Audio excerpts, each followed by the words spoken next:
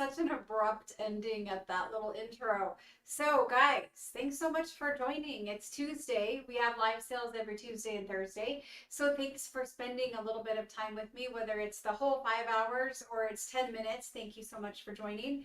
We're going to have a new journal kit today. A new journal kit means several different things. For those of you who don't know what I'm talking about, a new journal kit is not a digital that you go somewhere and buy and download and print. A new journal kit is a physical junk journal kit that includes all of the things to make a junk journal. And there are some surprises in this one. I did tell you guys I was trying to wow you, and hopefully we have done a good job with that. So in a little while, I will show you the kit and walk you through what is included in the kit. The kits will be ready and ship with the current sale cycle. So whenever you are finished shopping this week, your kit will ship along with all of the other purchases that you made last week as well as this week. So kits will ship. Now, I know you guys are all going to ask, well, when are we going to make them? We will start making them as soon as you all have them. And so we will give ourselves 4 classes to make this journal. The classes are always on my YouTube channel after the fact. So if you miss a class, then you can rewatch it or watch it for the first time anytime on my YouTube channel. The classes always stay there under the live section. So we're going to sell you a journal kit. You don't have to buy a kit to join for the free classes. The classes are free to everyone. You can use supplies you already have at home. You don't have to buy the kit. But for those of you who want a perfectly curated kit that all goes together, or you want to make a journal that looks very similar to what I'm making, or you just want a big old bag of supplies that you can make whatever you want to make with, the kit is a good way to go. So in a little while, I'll show you that kit. We'll sell it. Now, for those of you on kit subscription, kit subscriptions are active all the way to the end of 2026. So if you are already a kit subscriber, you will automatically receive the new kit, okay? Now, if you are not a kit subscriber, sad thing is we don't have subscription slots available, but what we do have are some extra kits available. So if you're not a subscriber, you can still purchase a kit, but we have a limited number of those because we fill subscribers' orders first. So we're guessing there's probably around 30 or so kits available. And we do have the option with this one to make a couple more just based off of the supplies we have. So, sorry, sometimes chat is distracting. So as far as kits go, if you're a subscriber, you'll automatically get it. Otherwise, you need to be here when I sell it to claim it. And then if there are any left over after today, you could claim it on Thursday or through text message or something else. But for those of you who are not kit subscribers, you have to be present to claim the kit. You have to have already registered. You have to have all the ducks in a row to be able to claim the kit once the kit is offered. Usually, in the past, they have sold out. And sometimes if you weren't on the subscription list, there have been a couple times where people didn't get them. And I've done my best to make as many kits as we can make, but we do use antique and vintage supplies for parts of the kit, and those are limited, right? Okay, so we don't have kit subscriptions available for 2026. The next opportunity to join kit subscription is 2027. Or December of 2026 is when we'll sell the 2027 subscriptions. We have several more kits coming out this year.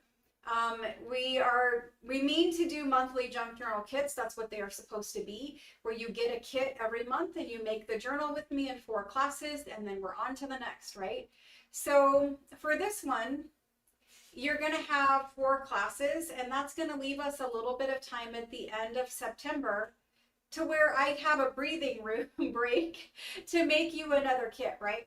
So the reason why we're doing it kind of mid-month is to get the kits sold, get the kits shipped, let you get them, and then we'll make them in September. But we should have 1 week or so, maybe 2, before a new kit is released. And that allows you guys to catch up if you're trailing behind in your making of your journals. It allows me a little breathing room to get a new kit out whatever. So anyway, we're gonna have a boho kit still coming this year. I do have a fall, a holiday, Christmas, whatever you want to call it, journal, and more of a winter journal. So those are the ones still coming this year. There is a sewing journal coming. There is a flip-flop journal coming. I don't know. There's a big bunch of themes. We have another botanical. There's a purple one. There's a lot of kits coming. So if you want a subscription, the next time I'll offer it is in December of 2026. Otherwise, there are kits available every month for people who are not a subscriber, and you can claim them here at the live. Okay, so I went over that.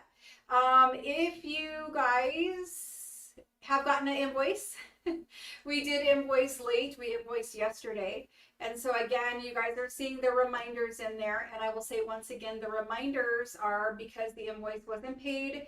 But don't take, some of you are taking it very harshly.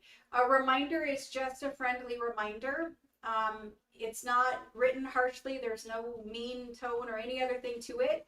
It's just every time I invoice, if an invoice is outstanding the morning of the day I have a live sale, I send a reminder, and that way you are made aware that you have an outstanding invoice.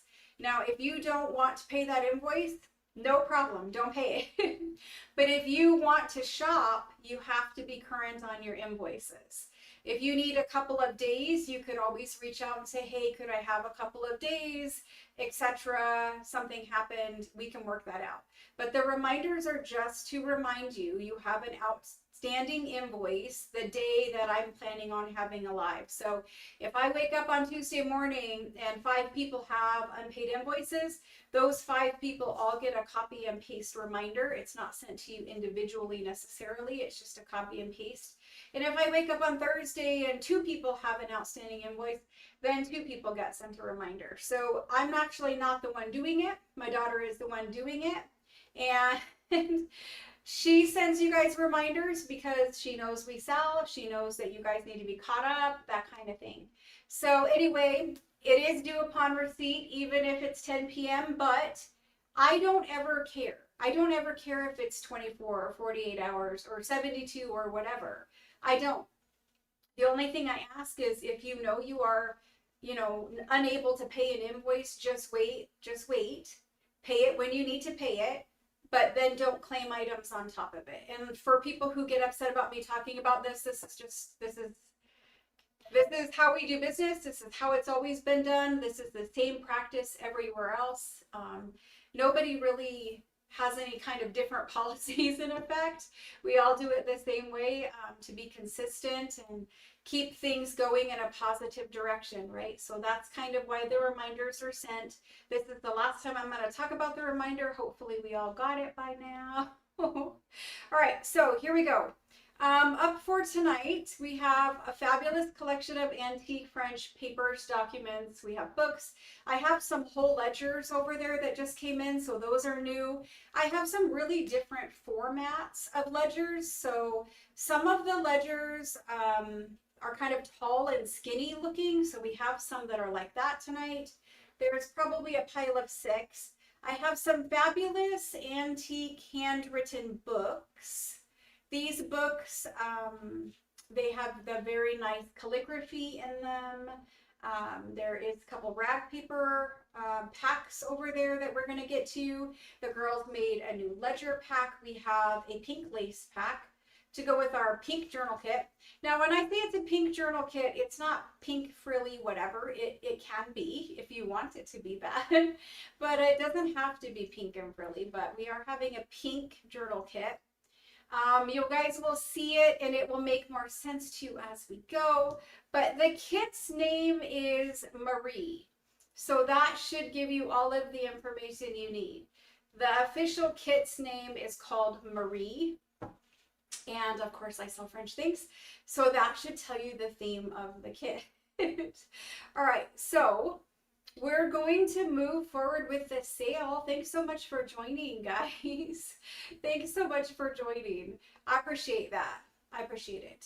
It's hard trying to get all the announcements in the beginning, but you guys are troopers. Thanks so much for letting me get all the announcements in. Alrighty, so how are you guys? How is everyone doing out there? Hello, hello. So,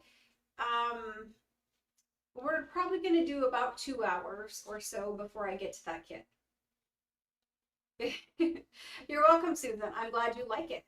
Awesome. Okay, so I'm going to show you guys what do I want to start with?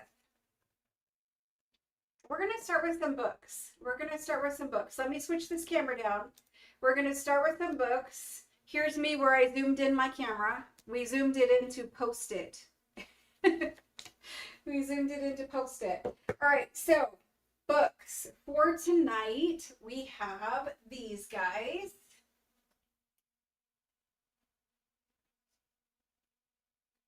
These are super cute little babies. You guys are going to love what's inside. There's a surprise inside there.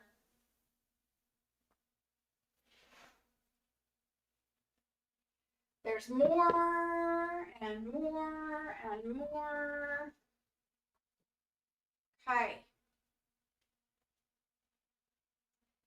There's a surprise inside each and every one of these antique books. And it looks like there's a lot of them because there is a lot of them.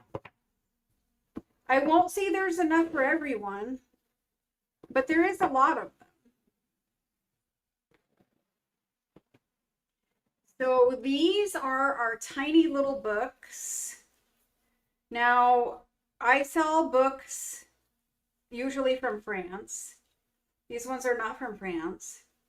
But these guys are very special. So anyway, normally I sell rag paper books, mostly from the 1700s. I sell some from the 1800s. I very rarely will sell one from the 1900s, and I pretty much never sell one from the 2000s. But these guys have rag paper inside of them. They have these gorgeous marble covers, and the marble is like a rust and turquoise. Rust and turquoise. You need to move this screen just a little bit.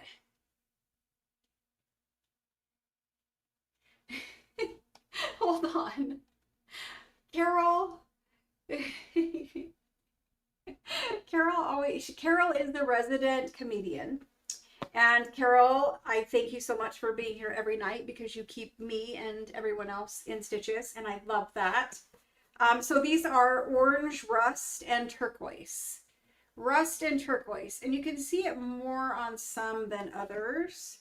But rust and turquoise. And I think rust and turquoise is a good combination. They have little leather corners and leather spines. Their spines are mostly gone. And you can see some of them are thinner and some of them are thicker. If I pop these back up, you can see some are thinner, some are thicker.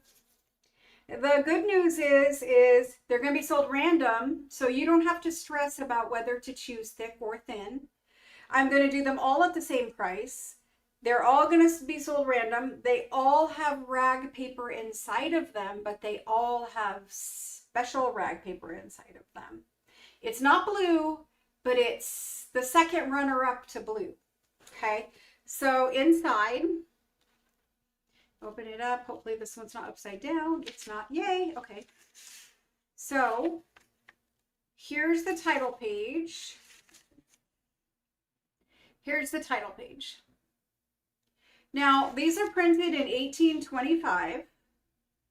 Okay. These are German books. They're written in German. So all of the font is that beautiful German font that I love. We all seek out book pages that look different. And the German is very special. So German books, the font is amazing. The typography, the way that they've laid out that font is beautiful. But this German book and several others that I've had like it, they are made from flax rag paper. And the flax that is made when these books were made, the paper that was made when these books were made, they have an amazing amount of flax little pieces in the paper. And so instead of being just a cream color paper, you get the paper that has all the little pieces that look like straw and hay and every other thing in here, right? It's very toothy, you can feel it. It's laid paper, so it has some natural texture, but the flax is a different color.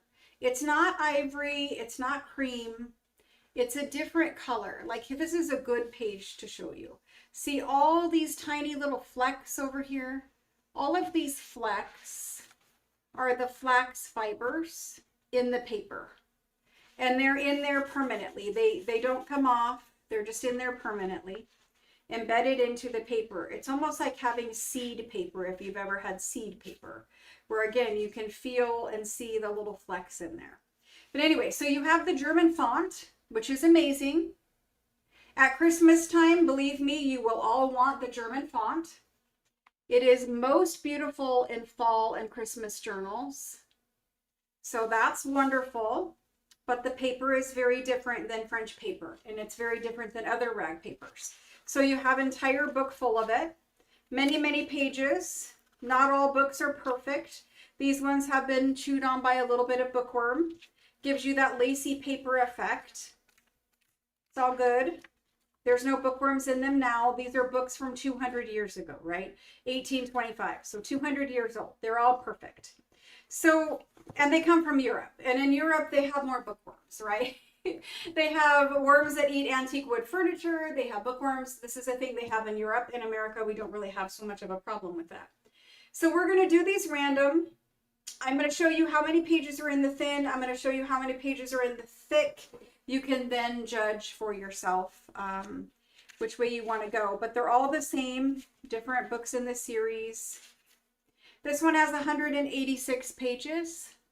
It's the skinniest one, and it has 186 German flax, beautiful pages, okay? These are small, little tiny books, so I will measure them also. The thickest one, I don't know for sure if it's very thick, like the most thick one, but this guy here has 400. So you're going to get one that has 186, or you're going to get one that has 400, or you're going to get one somewhere in between that might have 250, 300, whatever, right? So there's the books. The paper's entirely different color, different feel. And so we're going to do these. So there's a whole big bunch of them. 2, 4, 6, 8, 10, 12, 14, 16, 18, 20, 22, 24, 26. 26. Now, the covers, you're going to lose the spine pretty much no matter what you do. This guy already lost his spine, but no matter what, you're gonna lose the spine. They just don't stay when they're this kind of material. They're already falling off. These are 3.5 by 5 1/4 ish. 3.5 by 5 1/4. Okay. You're going to lose the spine when you take the covers off, take the book apart. I would definitely take the pages out of these. You can see they're not in pristine condition, but I still think that they're worthwhile to reuse the covers. But like I talked about last week, you put cloth down here. Put cloth down there, and then you don't see any of this. This is all covered up and neat, and all you have is your rust and turquoise marble book boards. So repurpose the covers and make mini journals out of them. They're perfect for fall. Rust and patina, like you could do Tim Holtz with the patina and the rust together. That's a good color combination. What does he say? Salvage patina? Yeah, salvage patina. Okay, so there's 26 of them. 26 of them. If you have a question about your invoice, you can shop, no problem. If you have a question, you can shop, not a problem. This is for people who are unable on their own side to pay their invoice. So if you had a question and you reached out, Sometimes those questions involve us rewatching a video or watching all the comments scroll through, etc. So until we sort out that, which can take a couple of days, you're of course you're able to shop. It's for people who know that they need to wait until like their next payday or something else, right? It's a different kind of situation. So I think maybe the two Shelleys have the same problem. It's very possible. Very possible. I will look at that tomorrow and get that sorted out for you guys. All right, so for these 1825 antique German, these are flax rag paper books. They are tiny, okay, so they're small, 3.5 by 5.25, I think we said. And we've got 26 to go. They're random. And we're going to do them, and I'm going to do them at 40. And it doesn't matter. And the reason why I'm doing them at 40, don't come in yet. The reason why I'm doing them at 40 is because a thicker one I would definitely charge 55 for. A thinner one I would probably charge 38 for. So to average it out, I'm just doing 40 across the board. They're going to go from left to right. That's how we're doing them. There they go. Thank you for asking. It's very hard, right? Everyone, you know, has unique things that come up. And so I get it. I do. And I hate to talk about money, about like the invoicing and all that and being late. I do, because it does make certain people feel uncomfortable. And I'm trying so hard to avoid that by just getting us all on the same page, where you all know that if you need time, you reach out to me, no problem. You need a few days and you don't reach out, still not a problem. But if you want to claim, we just ask that you're current. That's it. Okay. All right. So let me get these books put on the spreadsheet. And you can have multiple if there are multiple available after we give everybody one, for sure. These are book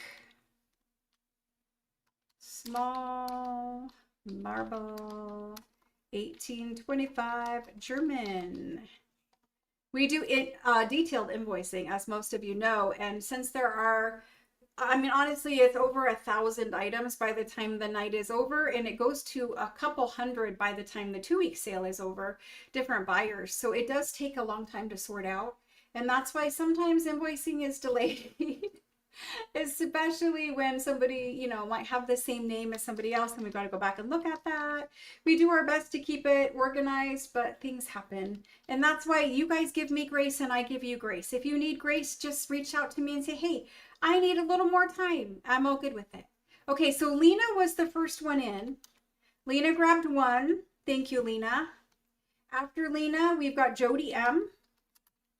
Thank you, Jody. Diana B, and it looks like there will be multiple available. So Diana B claimed 2. Thank you, thank you. Wanda G, she's on the list. Thank you. Linda BES, thank you. After Linda is Alice W. They're not easy to find, guys. Alice W, thank you. Ruth M, thank you. Sandy MEA, she also wants 2. Thank you. Sherry M is next. Thank you. Margaret L. Thank you. Angela. And yes, Angela, that is fine. I'm sorry I didn't respond to you yet. When it's kit time, all bets are off. It takes a whole entire team to do kits. Thank you, thank you. Okay, so Tiffany, we've got you on the list. Thank you. Carol is next on the list. Thank you, Carol. Mickey is next. Thank you, Mickey. Teresa M. Thank you. Then we've got Helen. Thank you, Helen. Deborah KER. Thank you. After that is Karen L. Thank you. Donna C. Thank you. Christine J. Thank you. Sandy R, thank you. After Sandy, let's see where we're at. Lisa J, thank you. Diana M, thank you. I need to count these guys. Here I think we're going to have 1,000,000. And then it looks like we're going to be very close, if not oversold. But let's see where we're at. 1 second while I total these up.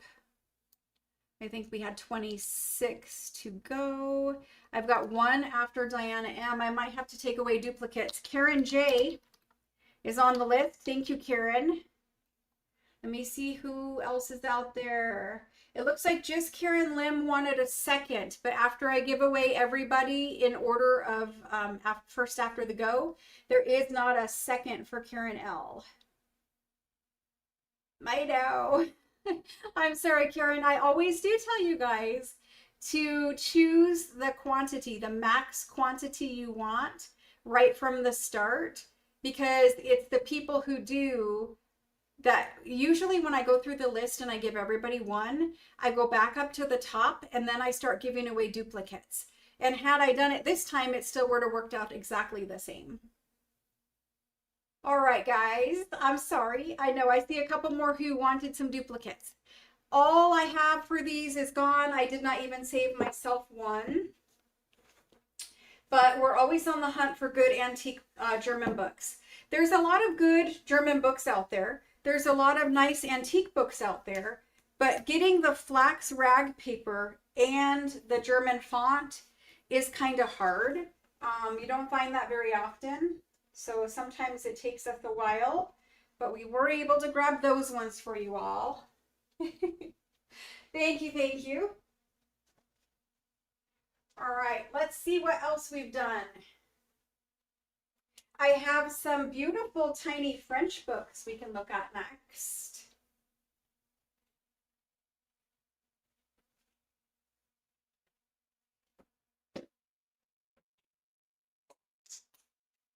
All right, let's look at some antique French books.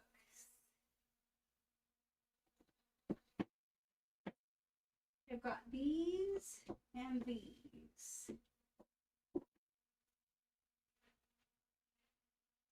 I got this series and this series. And if you guys give me just 1 second.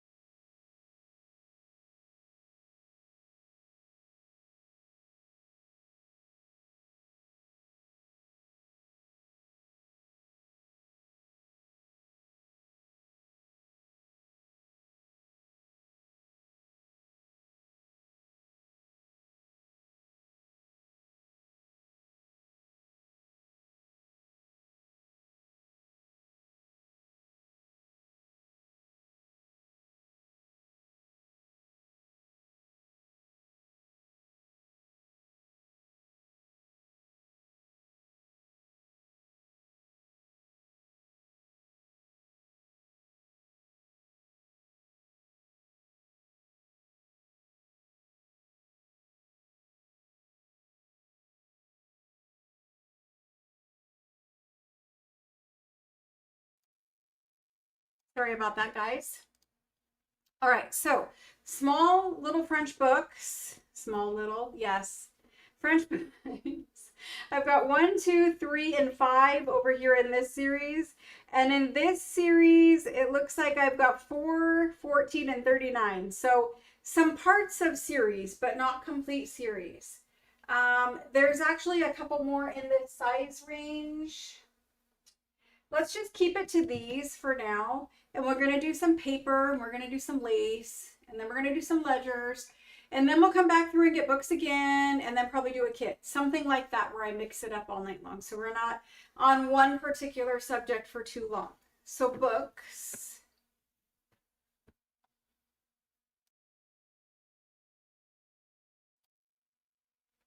Sorry, guys. I don't have the fan on. I had to go out and bump the AC down. It is very warm here, as most of you know. I'm in Arizona and we are having a heat wave, right? Where we always have heat here, but the last few days have been pretty bad, and currently we're having a sandstorm. So there is sand blowing in the air, and it's making the air conditioner work extra hard, and thus it's hot in here. So anyway, the series over here where we have 4 of, they have some pretty gold spines and leather covers, tree leather covers, beautiful. Marble paper inside. It is just tone on tone blue marble, but it is still pretty. This over here is where they glued the paper to the cover, and of course it wasn't acid free, so it did tone a little bit. Not a problem. And then over here, look, this is the watermark for this paper. The watermark on the paper. Beautiful. It's just a watermark. Okay, moving on. 1811. So these are from 1811. Well, yay. I don't know how else to say that. And they're rag paper. They're pretty little books with pretty little pages. I'm looking for page 1. There's page 1 apparently. And we've got about 300 pages in here. 340, 350. Okay. This right here is Robin's Egg blue paper that's been marbled. So they actually marbled some blue paper for us. Interesting. But about 360 pages. Pretty little pages. Really different. I really like them when they have like scene or act. I pay attention to the words up at the top to make sure, you know, if it says history or journal or madame or whatever, I think those are interesting. So these are cute little books, rag paper books, okay? Now over here on this one, so you can choose A.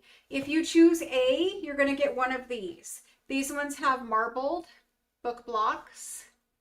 I love marble book blocks. You guys should turn some of your books around at home on the bookshelf and stack up a bunch of marble together. So instead of seeing that, you could see that for a while. Okay, A is over here. B, it has marbling, but it's pretty blue and pretty old looking marbling. Okay, and they have leather covers also, kind of speckly leather covers, tree leather with speckles. And inside, these are 1816, and it says Theater of the Second Order. I don't know. Tragedies and comedies. And it's very similar to the first ones. Very pretty pages, some variety. All rag paper. During this time in France, we always have rag paper. A little bit of aging right here. It kind of looks like maybe they pressed some flowers in some pages, because there's foxing in this section and not in that section. So it's either a different paper that had some acid in the paper, or they pressed something or had like a photograph or something like that in there. But cute little books. Now these are 1800s. So whether you choose A or you choose B, these are 1800s. And that means we have to price them less, because 1700s are worth a lot, right? They're, you know, older, thicker paper, more rag paper texture in the 1700s paper. In the 1800s, you still have beautiful paper, but it is a little bit different. The book is only 200 years old versus 300 years old. So there's some differences. We're going to do A or B. You can choose which one. If you don't care which book you get, just type any and we'll give you any. And these are going to be, we're going to do them for $35 per book. $35 per book. Okay. So these are antique. These are French. 1800s. Small books. They are random. And we're going to do them at $35. There are 7 books on the table. And I said are random. Nope, just random. Just one random is good. Peggy left her car windows open. Uh-oh. Yes. Well, all over right now where I am, because I'm next to the mountains, you can't really see the mountains because of all the blowing sand. And where I am, it's literally sand because it's coming straight off the mountains in the desert. And that sand gets picked up by the big dust storms. This dust storm started around midnight where I am, and it is still going right now. Normally, we don't have dust storms that last that long. Normally, a dust storm is fast moving and it kind of blows through and then it's over. But right now, we still have the dust and we still have the wind, and the dust is pretty sandy. It's actually bad for your car because most Arizona cars have tinted windows. It's not really necessarily like limo tint black, but most Arizona cars have tinted windows because it is so hot. Again, we're always trying to protect the interior of our cars and protect our cars from getting hot, right, from that sun beating down on it. So the fact that most windows have tint on them and then that sand blows up against the side of your window and it gets stuck in that little flashing in between your car window and the door. And then if you don't clean your car, wash it, run it through the washing, the car wash, whatever, and get that dust out of there and roll down your window while the dust is in there, it scratches all of your tint. So dust storms are really bad for people who park outside because their cars get all that sand all over them and it damages the paint and it damages the tint on the windows and a whole thing, right? So anyway, living in the desert has its challenges. The air is very bad today. Yes, absolutely. All right, let's see who got these books. We're going to call these. So we put them in, but these are going to be book, small, leather, French, 1800, random. Okay, there we go. Let's see. Wanda G is in first, and she's simple because she just says she wants one, so she doesn't care which one. Perfect, Wanda, thank you. Susan, ELL, would like an A book. Thank you, Susan. After Susan, we've got Melanie. Melanie S this time. And she wants 1A. Thank you. And after Melanie, we've got Angela. Angela E. And she says 1 of B. Thank you. Oh, I always take it from this side, to be fair. After Angela, thanks Angela, we have Mickey. And Mickey says A is her preference. So there's an A for Mickey. And after Mickey, thank you, we've got Charlotte.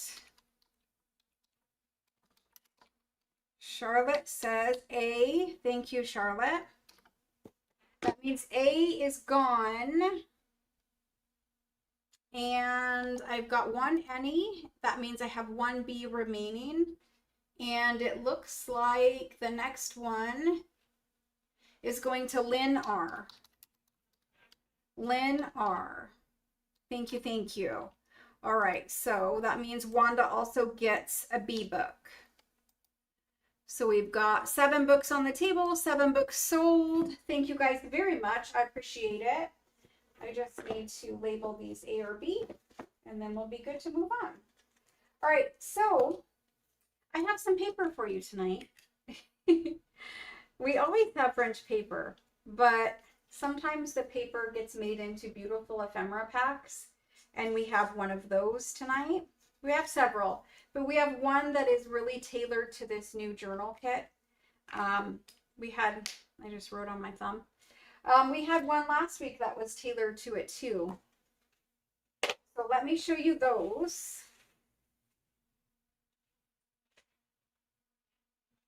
Alrighty. The girls sometimes out there are so very loud. I hope you guys cannot hear that. Apologies if you can.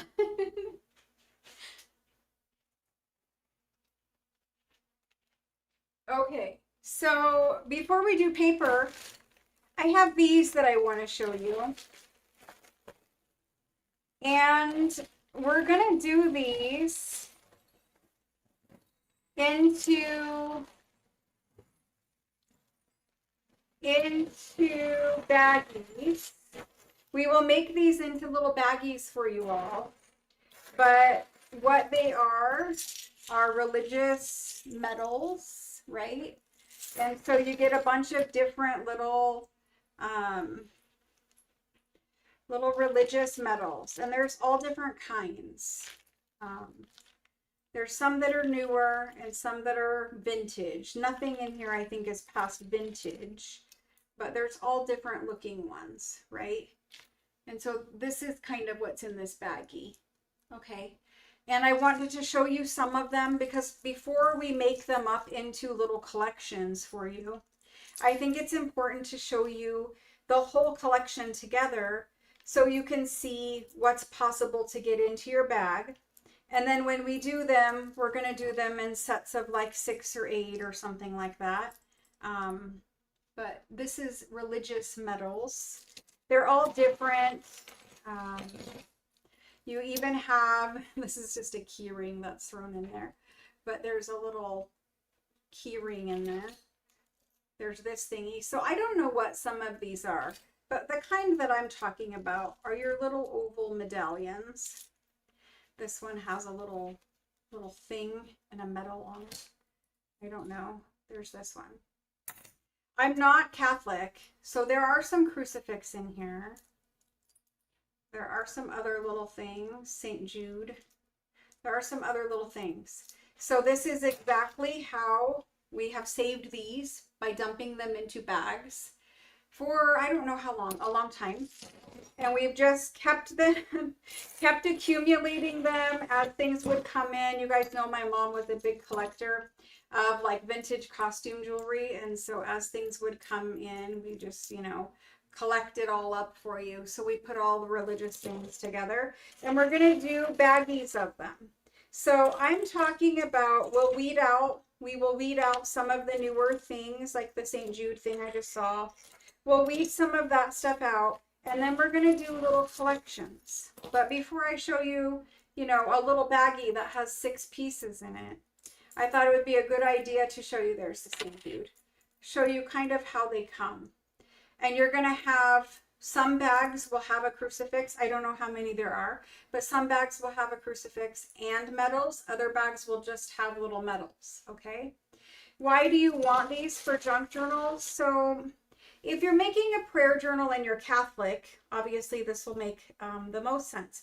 But in France, they have tons of these little medals, these little things. I don't really know what to call them. They have these little things, and there are many junk journal makers who keep these and they make all kinds of little charms for their junk journal. This one's an actual little locket that opens. They make all kinds of charms for their junk journal.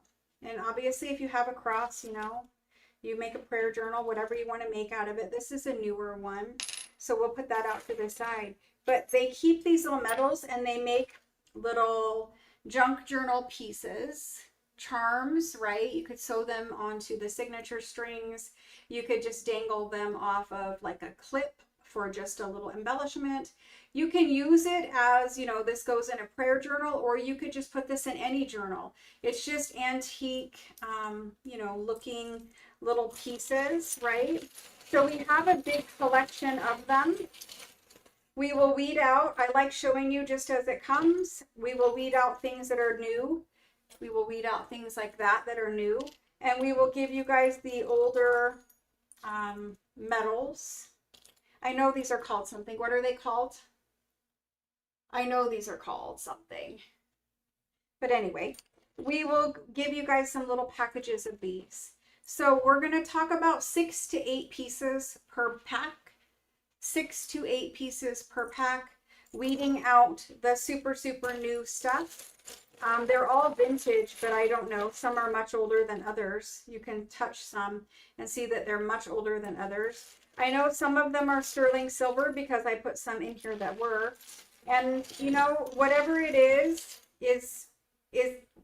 somebody recently got something fabulous from me. And I was really hoping that that person would post and say what they got. And if they did research and found out how much it was, I was hoping that they would post that too. But we never sort through things and take out the best things and keep those to the side. The person who got the special thing, I saw recently that it was sold. It was resold. I put it in a mystery junk journal box before I moved. It was a small piece of paper, and I said when I sold the boxes that there was a treasure inside one of them, and there was a treasure inside one of them, and it was a Paul Revere currency note. And I put it in the box, and I was really hoping somebody would post about it, but they didn't. So I saw that it was sold recently. I'm glad that you found it and that you didn't glue it down into a junk journal. But had you done that, then that's okay too. But I don't sort through and save things. So the sterling silver things that are in here, they're in here. If there's gold in here, then there's gold in here. I don't have time to sort through and test things and see what's gold and what's silver and not. I don't. What I do is I buy antique and vintage junk journal supplies and I package them so that everyone can have a little piece of the pie and have fun with them. And if you put it in a junk journal and you love it and that makes you happy, that is wonderful. Now, if it was $1,000 item and you put it in a junk journal and that made you happy, who cares that it was $1,000 item? But this particular thing somebody did find, and I'm glad, and they put it to the right person who collects it and all that kind of stuff. So that's great. But we're going to sell these in packages of 6 to 8. Okay, 6 to 8. I was wondering if the person was here, devotional medals, saint charms. I've heard them called a bunch of different things. But anyway, so the person who found the thing in the previous surprise box, if you're here, you can say that you found it. Okay, here we go. These are religious charms. That's all I'm going to call them. It's 6 to 8 pieces, and it's going to depend a little bit, you know, on whatever fits in the baggie and all that kind of stuff. 6 to 8 pieces each set. And we're going to do, it was one of you guys who got the big French boxes where you guys said some of you didn't want the box, some of you did, etc. It was the big wooden French boxes before I moved. 6 to 8 pieces each. Okay, these are going to be $15 per set. Okay, $15 per set. You can claim as many as you would like. These are vintage ones only. Okay. There they go. So I know it was found because it's literally the same one that I took a photo of. So I know it's that. But I like you guys to find the surprises. Oftentimes I point out to you guys, you know, special things. But when we sell ledgers, we always sell them with all the ephemera in them. When I have books and they have prayer cards in them, I sell you the books with the prayer cards in them. I sell you the things as they come to me. And that's important because nobody wants to buy stuff where someone has sorted through and sifted through all of it all the time. You want a little treasure hunting, right? That's kind of what, you know, the lives are all about, is some treasure hunting.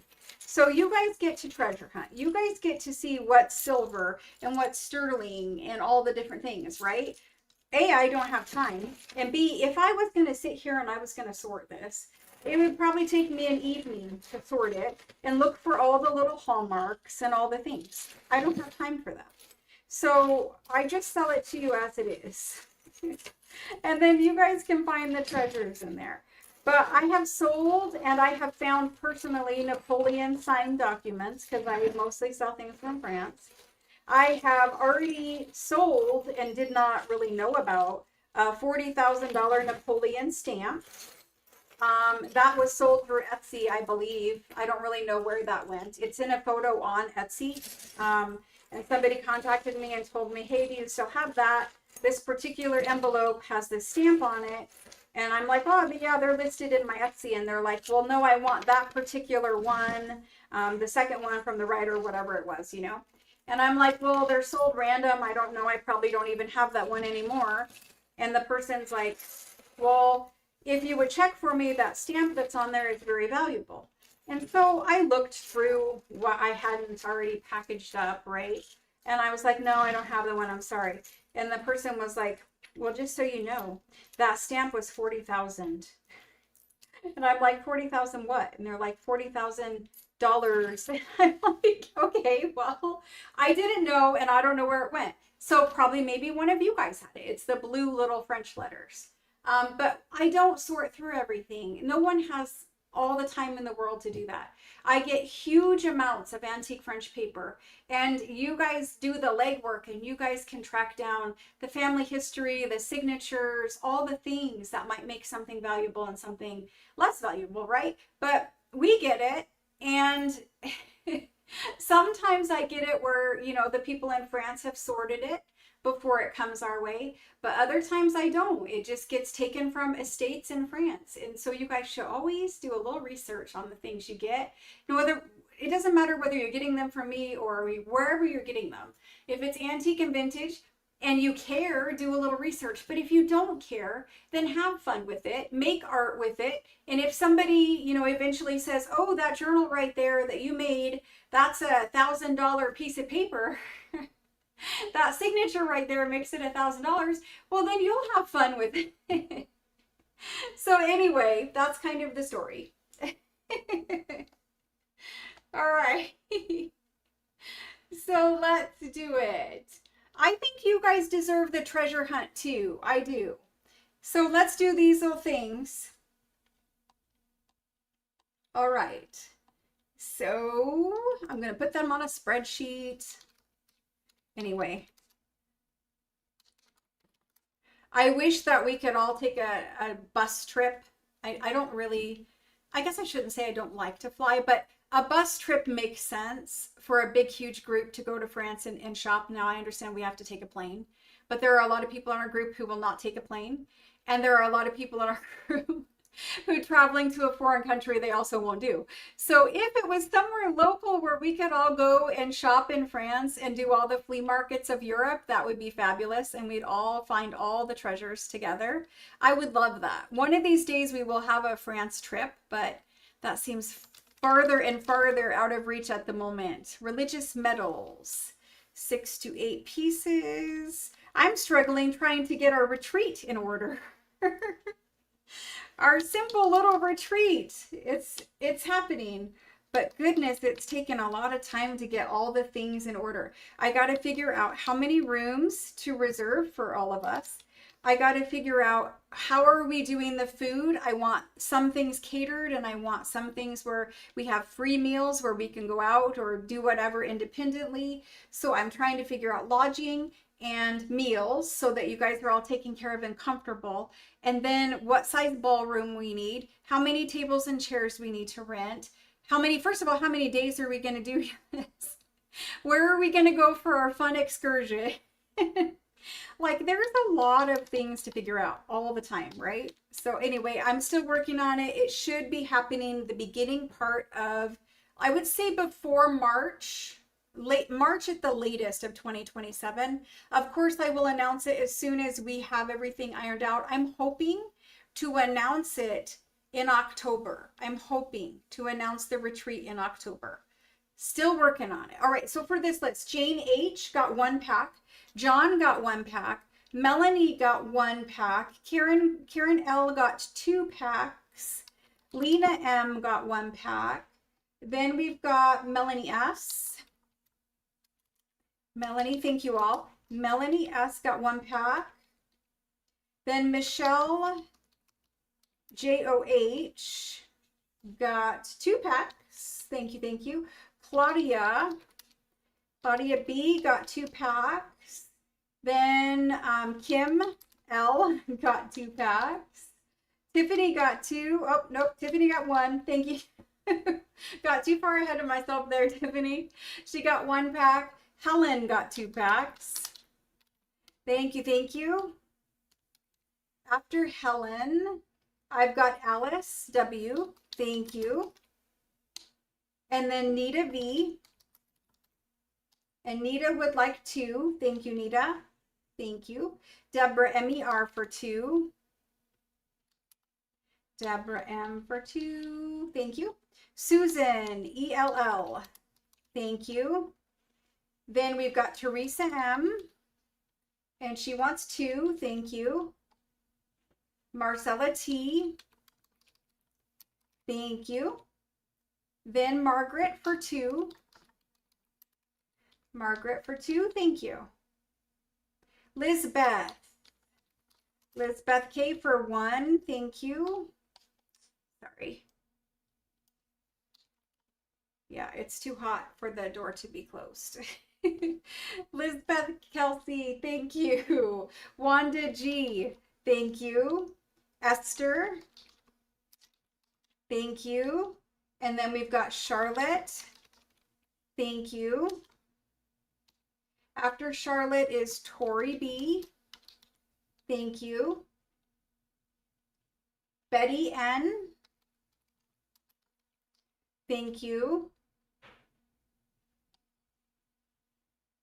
You got a little game and made the kids play with you. I remember that game.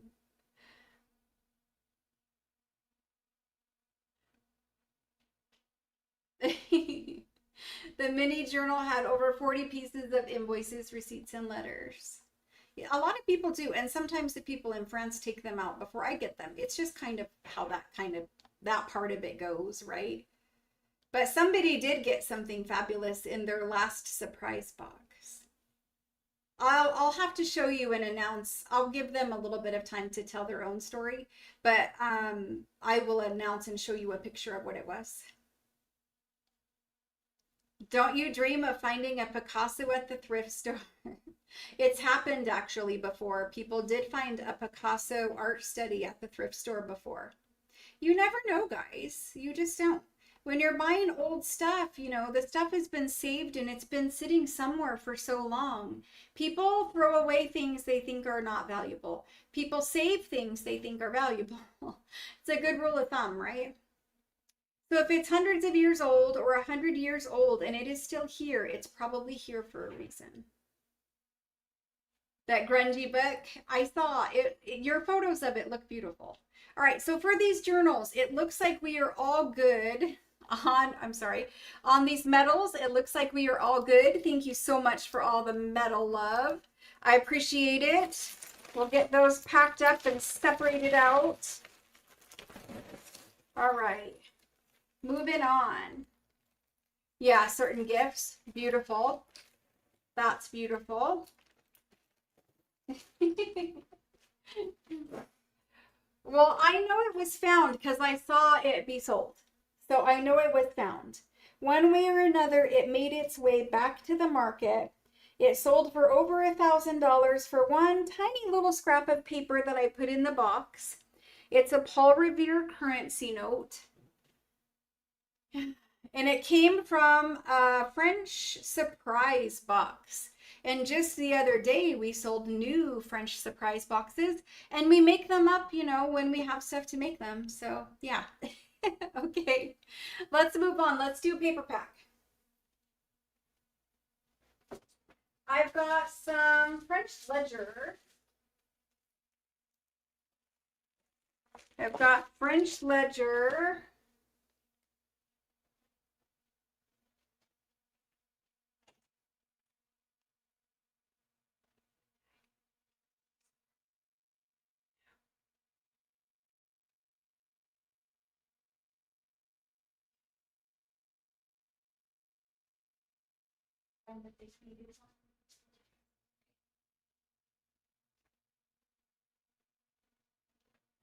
I had to go out and open the door. Okay. Your prayer card was vellum? Yes. And old vellum is much different than new vellum. All right, so these are French ledger page assortments. There's some different books that were taken apart to make these. And normally when we take apart ledgers, we take apart ledgers for several reasons, but one of the reasons is when we find a ledger that has very unique pages in it, we like to take it apart, not all of them, but we try to make it so we take some apart and then we sell some whole, right? But one of the reasons is if it's got very unique pages, we want to spread those pages out to the most people so that everyone can have one that looks like this. Because otherwise, if we sell it just to one person, only one person gets the book, right? So for these two, we had them for a little bit. We decided to take these apart based off of how they looked. And so you have two different, and I have the lighting turned down. You have two different ledgers taken apart here. Let me move this lighting to 0. Oh yeah, it's -64. So the lights are going to get turned on. There they go. What a difference it makes. And so -64 to 0 is a big difference. They are vintage antique ledger pages, right? This one is probably vintage. This one is definitely antique, right? This guy here, I will find the year is 1899. So they're both antique. 1899, over 100 years old. That makes it in the antique category. If it was 50 years old or newer, it would make it in the vintage category. This one we love because it has the headers across the top, but most of the ledgers that look like this with a header will only have one big box right here. These have tiny, tiny, tiny little boxes with tiny, tiny, tiny little writing in them.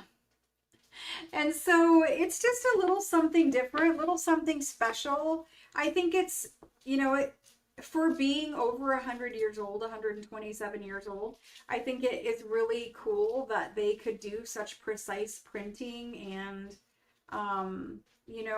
for like Tim Holtz or more industrial type of journals, I think that these would look great folded and put into a signature as journal pages, right? You got the header across the top and you have the tiny little boxes all on one side. So this is one of the ledgers we took apart. Now, again, we took it apart because of the way it looked, but we also only take apart these kind when they have very thick and sturdy ledger paper. So extremely nice, thick, sturdy ledger paper. It's beautiful. This particular one was stapled in, and this little folio right here was torn. So I'm going to put that one to the side, and we will get a better one. We will get a better page so that you don't have one with a hole in it.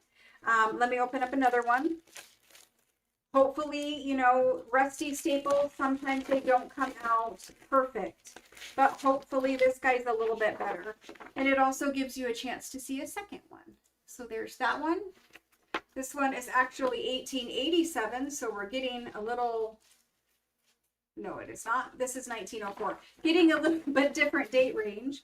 Not holes. There are staple holes, but not holes.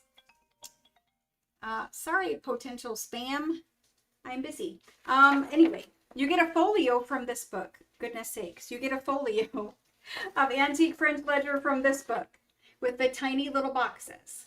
This one over here has the exact opposite, where it has gigantic boxes. So neither of these two are standard. This little tiny box right here is right here. This one has a very large box. This one has a very tiny box. Usually they're somewhere in the middle. But this one is from 1892, I believe. 1892. It was printed as 1880, and then you could fill in the blank, but they wrote a 9 over top of the 8. So this is 1892. Beautiful. Again, different. Fancy calligraphy on both of them. Very nice, clean written. This one right here, they pasted in a piece of paper. This was before whiteout in 1892. So when they needed to correct something, they wrote the correct information on a new piece of paper and they pasted it in. So these are from late 1800s. You get two different folios from two different ledgers. They're also large, oversized pages. So really, when we give you guys large, oversized pages, you're going to cut it in half, and you're going to have twice as many pages to sew into the signature of a journal. So instead of having 2 pages here, you're going to have 4. And instead of having 2 journal pages here, you're going to have 4. It basically equals 8 journal pages, okay? And I'll show you them up close. You can see one is slightly whiter paper than the other. This one is also very thick ledger paper. It's a little older paper, but very thick. Sturdy paper, you're going to be able to fold it and do pockets and tucks and all that kind of stuff. These are legal ledgers. It's talking about the names of the parties. This one was a quittance, so this is a sale, different kinds of legal transactions. I'm not sure what this one over here is. Looks more like taxes. So there's the pack of ledger pages we made for you all. And we're going to get these put in.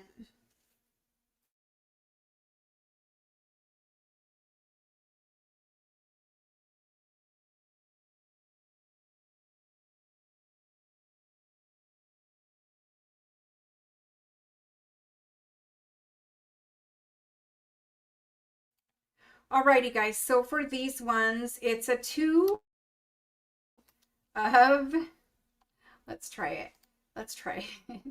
It's a 2-pack of French ledger folios.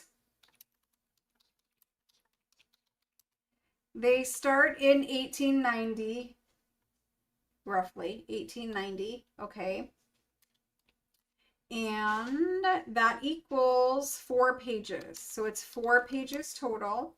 But if you cut them in half, it will be 8 pages, right?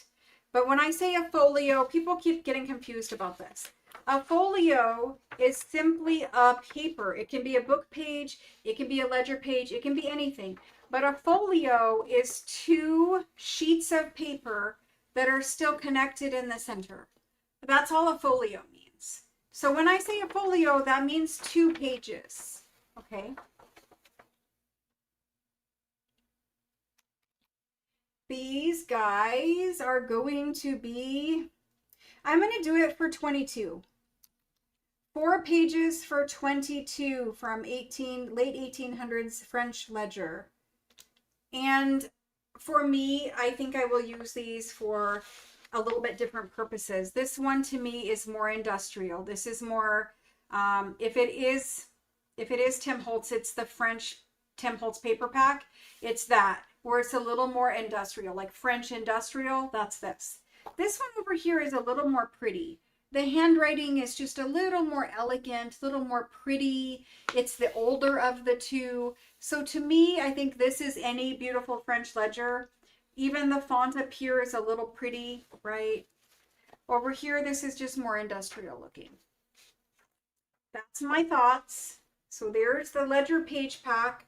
That's the only one that we've done in the last couple days. Now, there might be another one hiding back there on the shelf, but for tonight, this might be it for ledger pages. All right, let's get these on the spreadsheet. This is the 2-pack. I can't type it that way. It's 4 pages, French ledger, and it's from 2 different ledgers, okay? 2 different ledgers. There we go. Let's see who claimed first. And you guys know that I always put French ledger in every journal that I make. It always has French ledger. It doesn't matter whether it's a French journal or not. That's a standard for me, that if you're making a journal, you put French ledger in. It could be, if you have like limited supplies, you know, could be a digital French ledger page. It could be where you bought one and you just scan and copy it and you're putting copies in. That's okay too. You guys know that you could copy the French ledger paper and print it out on coffee dyed paper, so that way it looks more like the old, but you don't have to use expensive whatever French ledger paper every time. You could just print it on coffee dyed paper and then it feels old instantly, right? So first in is Yvonne C, thank you. Elizabeth M, thank you. Ruth M, thank you. Sherry M, thank you. Diana B for 2, thank you. And then after Diana, we've got Wanda G. Thank you, Wanda. And Jane H. Thank you. Jan C. Thank you. And Susan L. Thank you. And Tori B. Thank you. Deborah MER. Thank you. Melanie M. Melanie M. Thank you. And after Melanie, we've got why is chat faster than Kate's voice? Because Kate didn't wait to put in the go. You could go out and come back in if you think maybe you're a couple seconds lagging behind, Jan. Yep, lag. It happens in every, but sometimes the internet is lagging more than other times. So if you're having a problem with it, the best thing to do is to go out and then come back in, and that kind of refreshes everything. And you should be as close to on time, no lag as possible. There will always be a couple of seconds, but I did not wait before I put the go in for this one. I knew we had enough, but sorry, I didn't wait for to be a couple seconds in between. All right, so there's the ledger. I don't have anybody else called for these ledger pages. So there is still ledger available. There we go.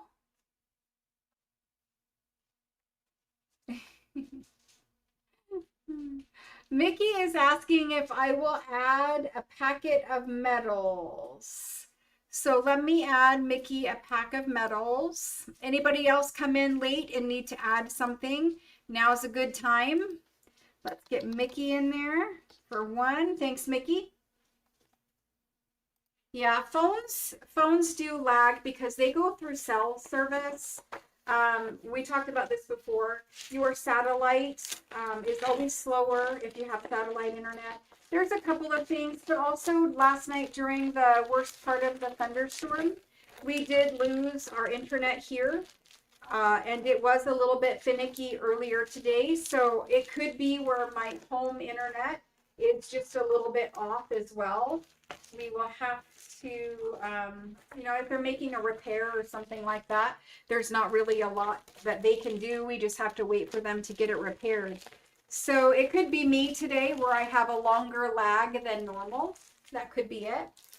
It looks like we had 39 of these total, and we have roughly 25 of them available. If anyone wants one, let me know. Thank you all very much for that. Alrighty.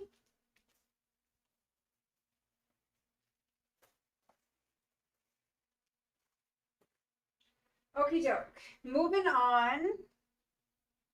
Let's go ahead and Sarah FAR would like a ledger pack. Let's get Sarah on there. Thanks, Sarah. Sarah's got a ledger page pack. It looks like maybe Karen J wants a ledger page pack. Yes, Karen J. Thank you, thank you. And just catching up to chat. Phone all the time.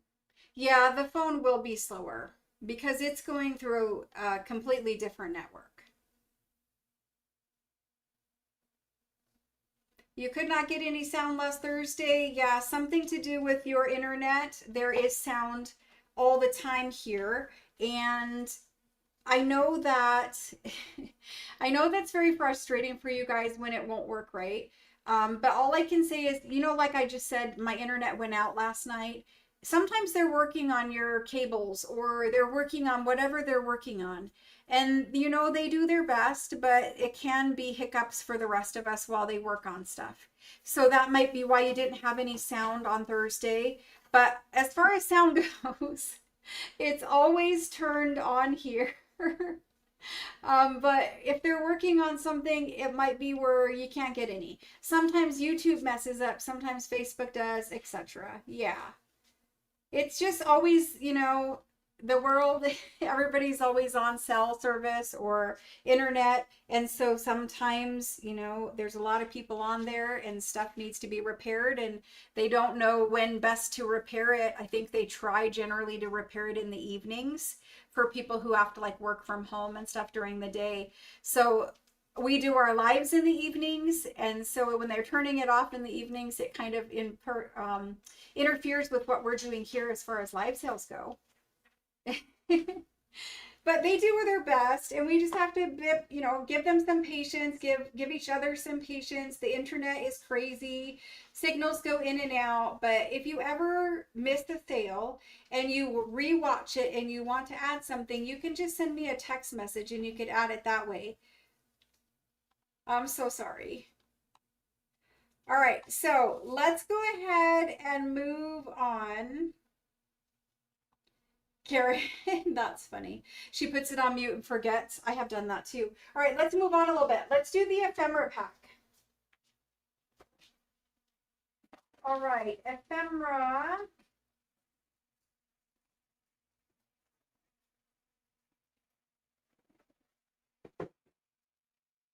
So this little ephemera pack here really does coordinate with the kit that we made for you all.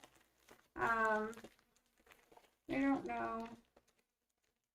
There's some string in there. These do coordinate with the ephemera pack, the journal kit that we made for you all.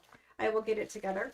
But they have a variety of things in them, but you can see across the front that they have French postcards in them. And I'm going to pick them up and I'm going to show you quickly what is in one, and then I will show you the postcards on the front. Let's open this guy so I don't have to move my sticky. Thank you guys all for the likes. I appreciate that. The thumbs up. Thank you, thank you. And thank you for the reminder. Very nice of you. All right, so there's a couple pieces of pretty ephemera in the front. Okay. This is an antique French postcard. Beautiful antique French postcard. And this is a playing card, and it's like French fashion, but the Godey's playing card. So this is actually antique or vintage American. It's pretty old now. I would say the 30s or 40s is when these are from. And we put this in here because of the dress and the decor, right? But so it goes together. We have a French pink Marie journal kit coming. So these could both be used right in the journal kit. You could even put her on the front cover if you want. Now I've given something else to put on the front cover, but you could, right? So there's those two. Then we gave you a pretty blue. This is French blue. It is not white, it is blue. Handwritten letter. This one is dated 1845. So everybody gets a blue letter. Everybody gets those two. You can see that there's a French fashion magazine in here. It's an entire French fashion magazine from 1894. You can cut this up and you can use this in your journal. There's some beautiful color there. Some fashion, some cute little scenes. Everybody gets an entire fashion magazine, and they're all different. Some have more fashion and some have a little bit of fashion. That particular one had a little bit of fashion. We'll look at another. And then everybody gets a 2-page French document. Beautifully written 2-page French document. These are authentic things that you can put in your junk journal. So if you're making the French Marie journal with us, you can sew this in as a page. And you can still have another one that you could scan, or you could use for ephemera, or you could be decadent and sew both of them in the signature. But everybody gets one of these. Everybody gets a French fashion whole magazine. Everybody gets a blue letter. Again, you could sew it in the signature. You could copy it. You could do whatever. And everybody gets the 2 pretty little cards. That's the pack. I'm going to show you the postcards. And then I'm going to show you another French fashion magazine. So I'm going to quickly flip through. They're women and children. Very pretty ones. These all come from the pretty category. We were very selective with the time frame that we chose. And we chose the older postcards. So sometimes we have newer postcards come in. These ones all just came in. They're much older, beautiful postcards. And I know you're just getting a glimpse of them.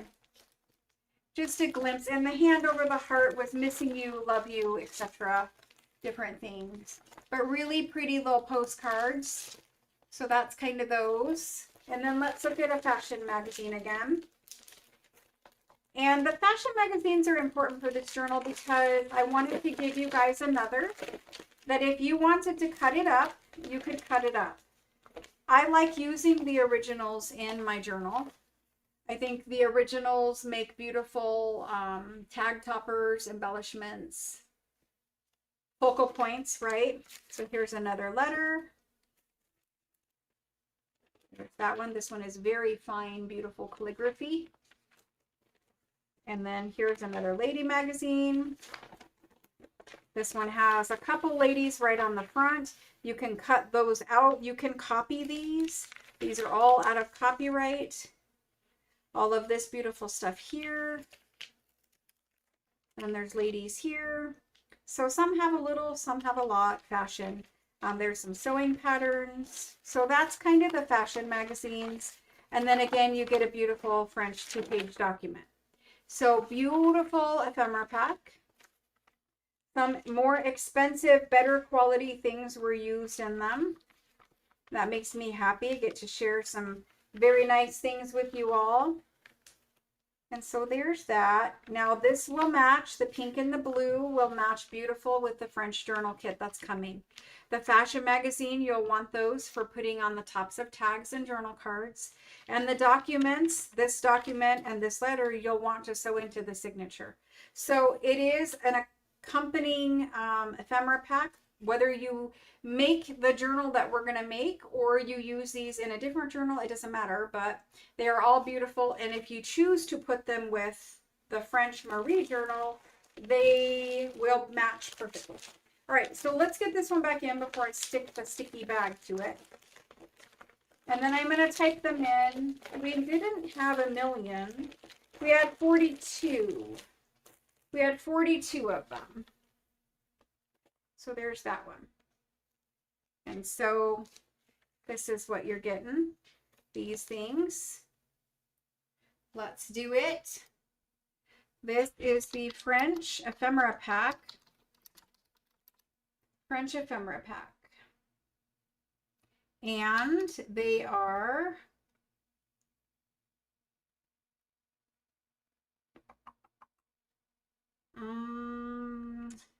sorry, distracted by someone. Instructions are pinned in the chat box and also in the description box below. So French ephemera pack, these guys, we've got a 2-page document. We've got a French fashion magazine, a blue letter, and a postcard. Those are some higher quality things. They're also clean and ready to use. So we're going to do this guy. He pains me. We're going to do it at 38, okay? The French fashion magazines are usually 15. This guy is usually 24. He can be 6, 8, 10, 12. It depends on what kind of, handwriting, time frame, whatever. And the postcards are usually roughly $4 or $5. So 38 is some discounted priced things there. And we do the ephemera packs to match a coordinating physical junk journal kit. If you want to use them for that, use them. But otherwise, it's just a fabulous discount bundle of French things.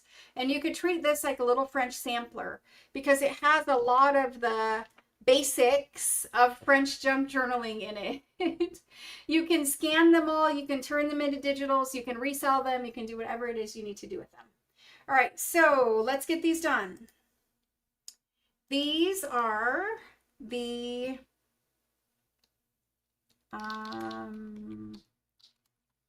I gotta type this in. Ephemera pack. And I'm gonna say it's the Marie ephemera pack. I'm gonna call it Marie ephemera pack. So there's that. Marie ephemera pack. Let's see who's first in.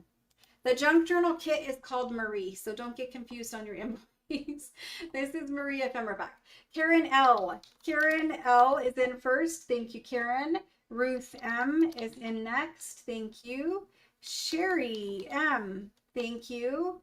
Linda EME. Thank you. Then we've got Diana B for 2. Thank you. A sip of water. All right, after Diana, thank you. We've got Melanie. Melanie M, thank you. And Wanda G for 2, thank you. After Wanda, we've got Kim L, thank you. Michelle JOH, thank you. Tori B, thank you. Claudia B, thank you. Lena M, thank you. Linda A, thank you. Barb B, thank you. And then we've got Deborah MER, thank you. Oh, she wants 2. Thank you. Deborah, I think you're going to like the journal kit. Karen JOR, thank you. Alice W, thank you. Catherine, thank you. And then we've got Lynn R. Lynn R, thank you. Stamped by Corey. I need to know first name. So see how everyone else is claiming with their first name and the first 3 letters of their last name. When you claim, if you claim in that format, that's what my eyes are looking for so I can see your claim. Let me know who you are. If you sent registration information, I can probably look there. Yes, you did send it. Awesome, Corey. Thank you. You are Corey JAM. Corey JAM. Let me get you on this list, Corey. Thank you so much. Guys, this is her first purchase, Corey JAM. Thank you. Hello and welcome. Everyone here is super nice. They will all welcome you. They're the greatest group of people ever. Randy R for 1 pack. Thank you. Wendy B for 1. Thank you. Elizabeth. And this is Elizabeth S. Thank you.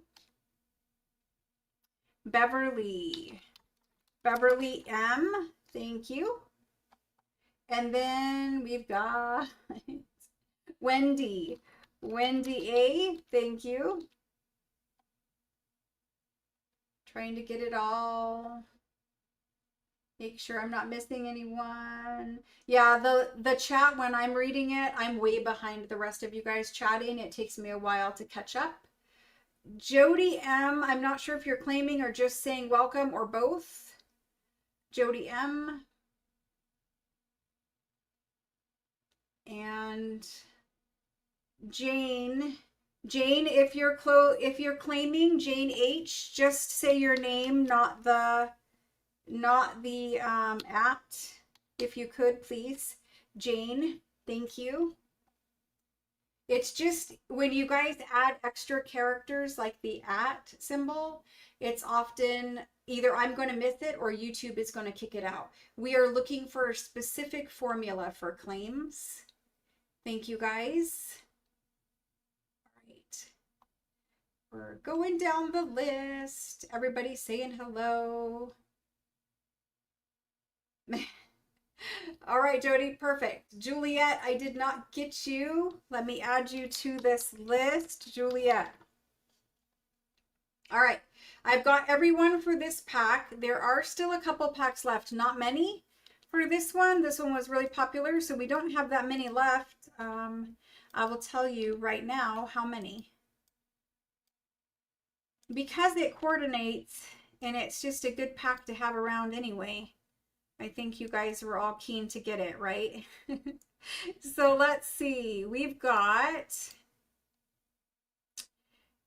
have 12 remaining, only 12 out of 42. So that's a really good start.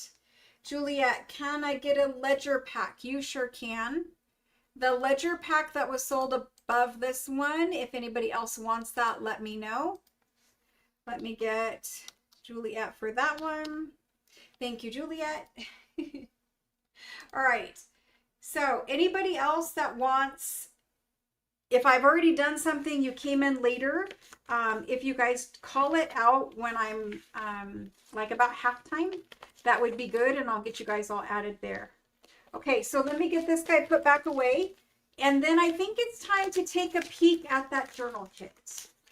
It's not quite time. I said it would be a little bit longer than this, but I'm ready to do it, and it coordinates with this, so let's do it. So let's get these put away. All 42 of them. And we're going to get out that journal kit. All right.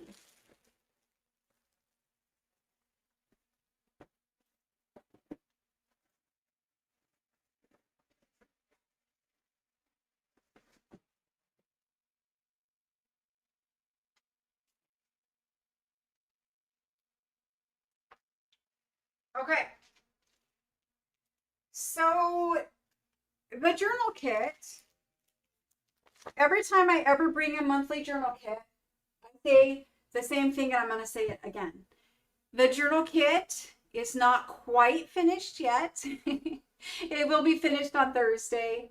I have to print you guys the focal point for the front cover. Now, you don't have to use what I'm designing for you, but I'm going to walk you through what's in the kit so far, and then I will tell you what is still missing, and we can go from there. But we do have digitals this time. And the digitals, when I say digitals, they're printed papers. So the printed papers, I gotta turn the lighting down. It's super bright. The printed papers, they come with your kit this time. So that's kind of a medium. The printed papers come with your kit this time. You get a full kit. You get pages that are borderless printed that are your signature pages to sew into your signature. You also get ephemera. Okay, so these are what I'm still working on. I'm working on your prints. They will be completely done, printed, and in your kits by Thursday.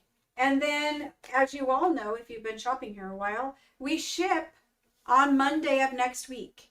So everything you buy tonight and everything you buy on Thursday, Thursday is the last time to add if you want anything added to the shipment. We're going to sell Tuesday tonight, we're going to sell Thursday. On Thursday, your kits will all be done and they will get sorted into your bins. And that way, when you pay your invoice come Sunday, Monday of next week, you will pay your invoice and your package will ship. Last time we had you, all of you, shipped by Wednesday morning. So we ship and process very quickly. We sell for 2 weeks straight. We let you guys pick and choose what you want. You add it all to your bin, or you tell me what you want and I add it all to your bin. And then we invoice you every week. At the end of 2 weeks, we pack up all your stuff and we ship it. And shipping begins on Monday. By Wednesday morning, we have over 200 orders packed and shipped, printed labels, and the carrier even picked them up Wednesday morning. So that was last time. This time, we begin shipping on Monday. It will probably take us until Thursday, only because there's a lot more items that were sold last week than the previous cycle. So last week was heavy. This week, I don't know how it will be yet because it's only Tuesday. So anyway, Thursday, your kits will go out to you. However long the mail takes to get them, that's however long it takes. We usually ship USPS for smaller packages and UPS for very large packages that weigh quite, 25, 30 pounds.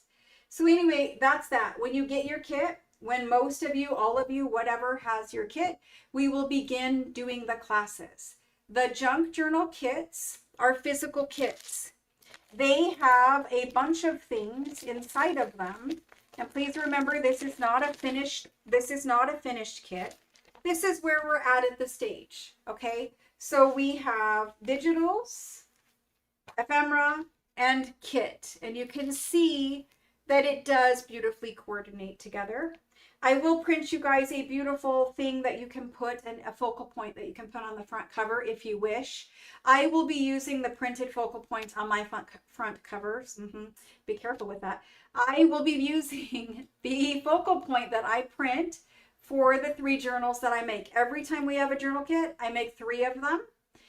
It just helps me as I'm working through the process. I can do one on camera with you guys this way, and I can work on the other 2 separate. If I want to make ephemera, I like to make 3 at a time. It just makes sense. You have all the stuff out. So I always make 3 journals. So all 3 of them will have the focal point that comes with the kit on the cover, just so you know.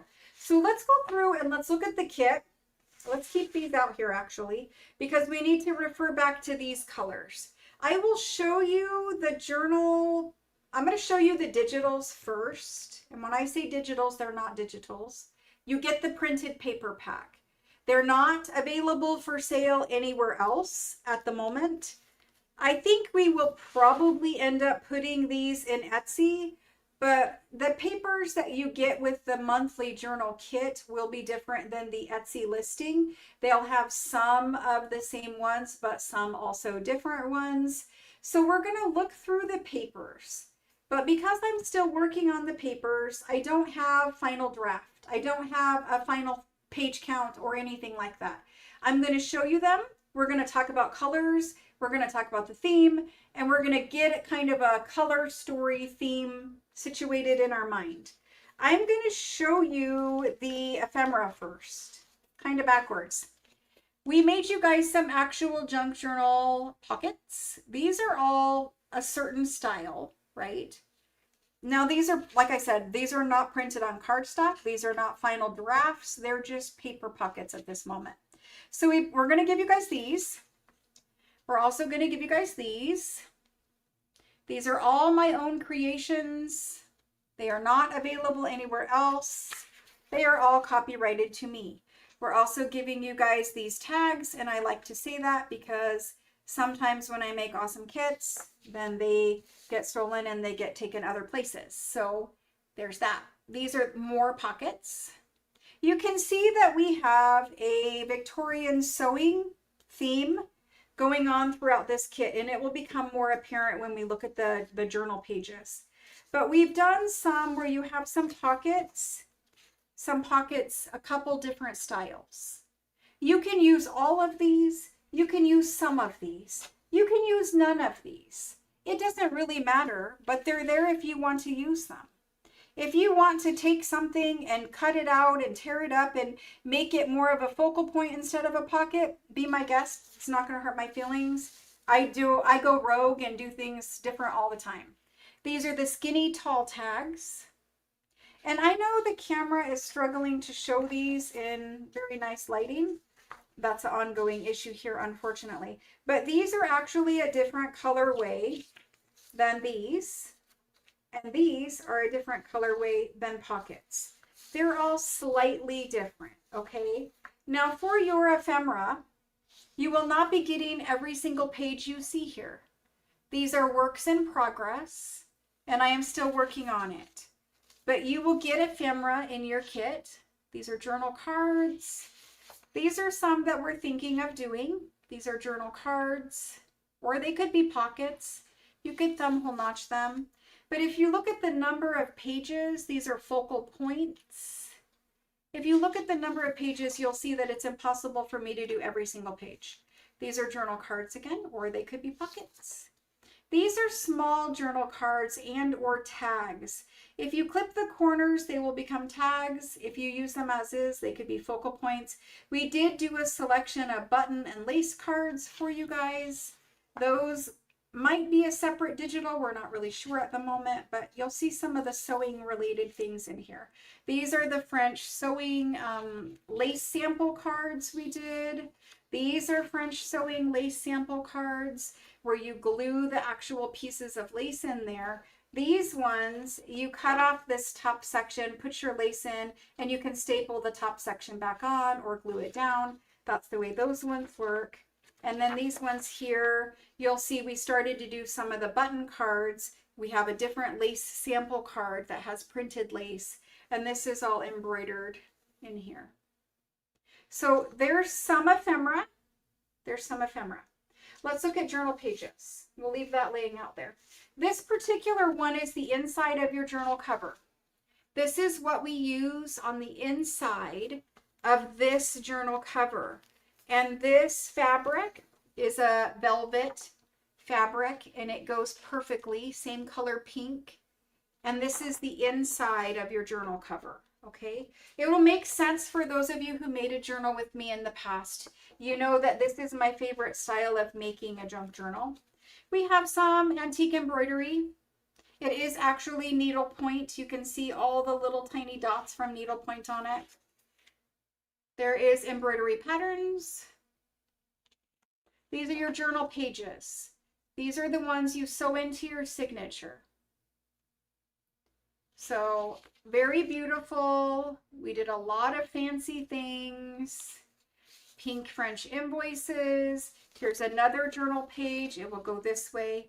This is a full French monogram embroidery alphabet.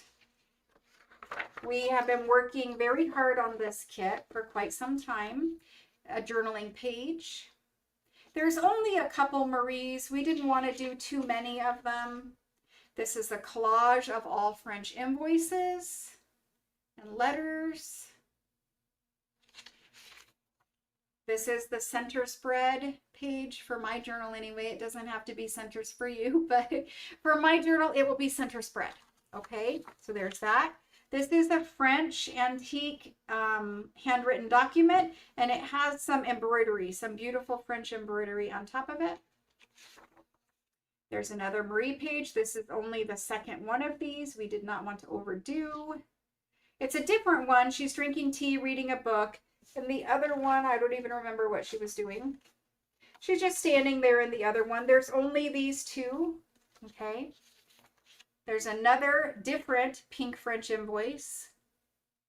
It's got a fold line where it was folded in the center. Here's more blue embroidery pattern. And here's another journaling page. So those are some journaling pages. You get the digitals, you get the ephemera, you get it. All of your journal pages, these guys, are all borderless printed on 28-pound premium hammer mill paper. It is my favorite. It is super luxurious feeling. You guys know that that is my favorite paper. The backs of them are white. If you want to, you can print something else that you like on the backside. But because of the number of pages that we're giving, we cannot double print them. It becomes super expensive to double print, and they charge too much for handling. So we're going to do them single-sided. There's a minimum of 15 printed pages in your kit, journal pages and ephemera. It more than likely, because it becomes Sophie choice for me, right? When I have to choose which ones of these to give you, I usually give you more than less, because how do I cut out one, right? So between, I would say 16, 20 pages is what we're looking at. Now, it will more than likely be 16, because I have to print 16 times 100 or have them 16 times 100 done. And that becomes very time consuming and very expensive. So I'm going to say 16 to 20 to err on the side of caution. Whatever I do not have in your physical kit will be available into Etsy to purchase. You do get, of course, the one for the inside of the cover, some ephemera, some journal pages. So that is that whole story, right? The actual physical kit, we're going to, as beautiful as this is, we're going to flip this over and we're going to look at this piece first. This is what I build my journal covers out of. As far as I know, I'm the only one who's ever built a journal cover this way, other than hundreds of you that I have shown. But this is my favorite way of building a junk journal cover. I think it makes a sturdy, luxurious journal cover. It's kind of a hardcover journal by the time it is done. And so this piece goes on the inside, but the outside, and it fits when we put it in there. I know you're looking at it and you're like, there's no way it fits. Trust me, it does. The outside is this gorgeous crushed like panne velvet, right? And it is pink. It might look purple on camera, but it is a vintage pink color. And I'm going to basically build a journal cover really quickly for you all. The outside goes like this. The outside goes like this. Okay. The outside's like that. And you've got this guy on the inside, so everything is cute and pretty. I give you guys a bunch of lace to play with. So this big, heavy, beaded, gorgeous piece of lace.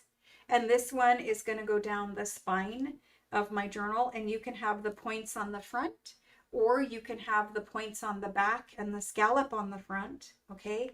It just depends on what kind of focal point we put here, which way I do it. But this guy is generously sized to fit the journal cover. Again, it's all got glass beads on it. It is fabulous and heavy and good quality. So there's that one. Then I give you a little small section. It's 9 inches of gold lace. And this is more for pockets and tags, or you could do it down the side edge of a page in the journal. But we didn't have a lot to go around, so we did 9. Now, normally you get 2 pieces of lace. This time we gave you 3. We did give you some white, beautiful lace, because we have this gold, cream, and white story going on here with laces. So we wanted to kind of give you the option to layer these up and have them look a little fabulous vintage in your journal. So this is kind of where we start, right? We've got these, we've got these. Then we move into what else do you get for pages? When you're building your signature, we usually give you music paper that you can sew into the signature. This is vintage music paper. It's a cream or slight, it's really a cream color. It's not even slight. It's a cream color. A cream color music paper. Okay. So sew it into the signature, use it for ephemera. Then we always give you copy dye paper. I give you 2 of my copy dye papers. You can sew those into the signature for writing space. Then additional pages you get to sew into the signature. There is a lot of paper in here. You get, this is 1700s rag paper French dictionary. We're going to sew it into the signature like that, sideways. Okay, so there's more pages. Then there is French ledger. There's always French ledger in a journal kit from me. So big, beautiful French ledger page. We're going to usually cut this or fold this down. So you'll have some extra to use for backing of tags or whatever, backdrops. So that goes in the signature. There's a regular dictionary page. They are, most of them have illustrations on them, but these guys are more for tag backgrounds. We gave you the rag paper one that is good for sewing in the signature. This one is more for tag backgrounds. It's a sturdy paper. You can sew it in the signature, but I think it looks beautiful to put one of these on a tag. So we've got that for collaging, etc. if you want to make a master board. Then we did one newer botanical book page. I always put botanicals in my journal. So there's one of these. This is from the Florilegium book. Okay. Then we have rag paper. We've got rag paper folios here. Rag paper folios. Rag paper folios. See how I like the ones that look different? And I even shared them with you, and it says Madame. So there we go. Rag paper pages for the signature. These ones are cut, and that means you have to use the tape to put them back together because they were cut. But you put the tape down the center, just that paper tape that you guys see me use a lot, and that puts those 2 together. So anyway, you've got a bunch of pages for signatures in there. Then we gave you doilies. Now doilies, you can sew in a white doily in your signature, or you can sew in a gold doily in your signature. We gave you very pretty, fancy gold foiled doilies. And honestly, I'm going to use the gold ones. I'm going to fold them in half and I'm going to sew them right into my signature. The gold ones are deeply embossed. They're fabulous. Now, if it's a little too bright gold, I will tone it down with some Tim Holtz. And this guy, whatever one you use the other one when you're making your tags in your pockets and tear little sections out and just add them to the background. Okay, so there's doilies. We always give you the fun add-ins to the junk journal. I give you a nice size paper bag. I will more than likely stencil this and sew it into the signature so we can do pockets on either side, right? We'll cut it here or we'll cut it across the top, and it will hold ephemera in our signature. So we're going to sew one of those in. We're going to sew that in. And the other thing we're going to sew into the signature is going to be this pink envelope, this petal pink envelope. So I'm going to sew that into my signature and cut open the top of that. So those three will get sewn in the signature. Then I give you fun stuff to play with to make your own ephemera. I've given you some beautiful napkins to do napkin decoupage. This guy has 4 different patterns on him. I love that because, you know, you could make 4 different tags from just these floral patterns and they're not going to be identical. They're different colors, they're different roses or flowers. So do some napkin decoupage. You can make tags or pockets or whatever else you want to make with them. But that one has 4 different patterns. And then we have a variety of other, these are like Baroque floral ones. These ones, it's a whole napkin, all the same pattern. But you can see how it's going to match beautifully. It's going to be beautiful. So anyway, there's that one if you want to do bigger projects. You could also make your own cardstock from napkin decoupage. Millions of things, but we gave you some beautiful napkins. Okay. Then we gave you some fun stuff to play with for, okay, the girls are missing a couple pieces. I'll have to go check what they've done out there. But we gave you some fun stuff to play with for making your own ephemera. I like to give you guys these envelopes. If you watch my videos online, you can see where I cut these and make pockets. So this will be cut and made into a layered pocket that will flip out of the journal. So there's that. Then I've given you an assortment of tags. I always give you really nice, this is a 4x8. These are expensive and hard to find. So I give you guys tags and I give you assorted sizes. So you guys can use these to make templates for other tags if you don't have any of these, or you can put the napkins directly onto these and make your own tag backgrounds. You can put the dictionary page on here and then the French lady that you all just got in that ephemera pack. It's a super fast way of making ephemera. The French lady from the French fashion magazine, napkin decoupage background, you're good to go. So there's some tags, right? Sometimes we just need that head start of having pre-made tags instead of starting with a piece of flat cardstock and then cutting it and all the stuff, right? So there's that. I gave you a pink coin envelope. This is a pocket in the junk journal. So there's that. Then I gave you guys vintage looking, it's not, it's a newer, but vintage looking Frenchy worldly postcard. So there's that for just some fun ephemera. I did give you one of these for some more fun ephemera. These are fashion, Victorian fashion lady cards. So there's a couple new pieces of ephemera. You can use it however you'd like. I gave you a glassine envelope. Okay, nice big glassine envelope. I'm going to put some dried flowers in mine. You can do whatever you'd like, but probably mine will be dried flowers. Then I gave you a little coin envelope. Okay. A light craft color little coin envelope. Again, it's a pocket.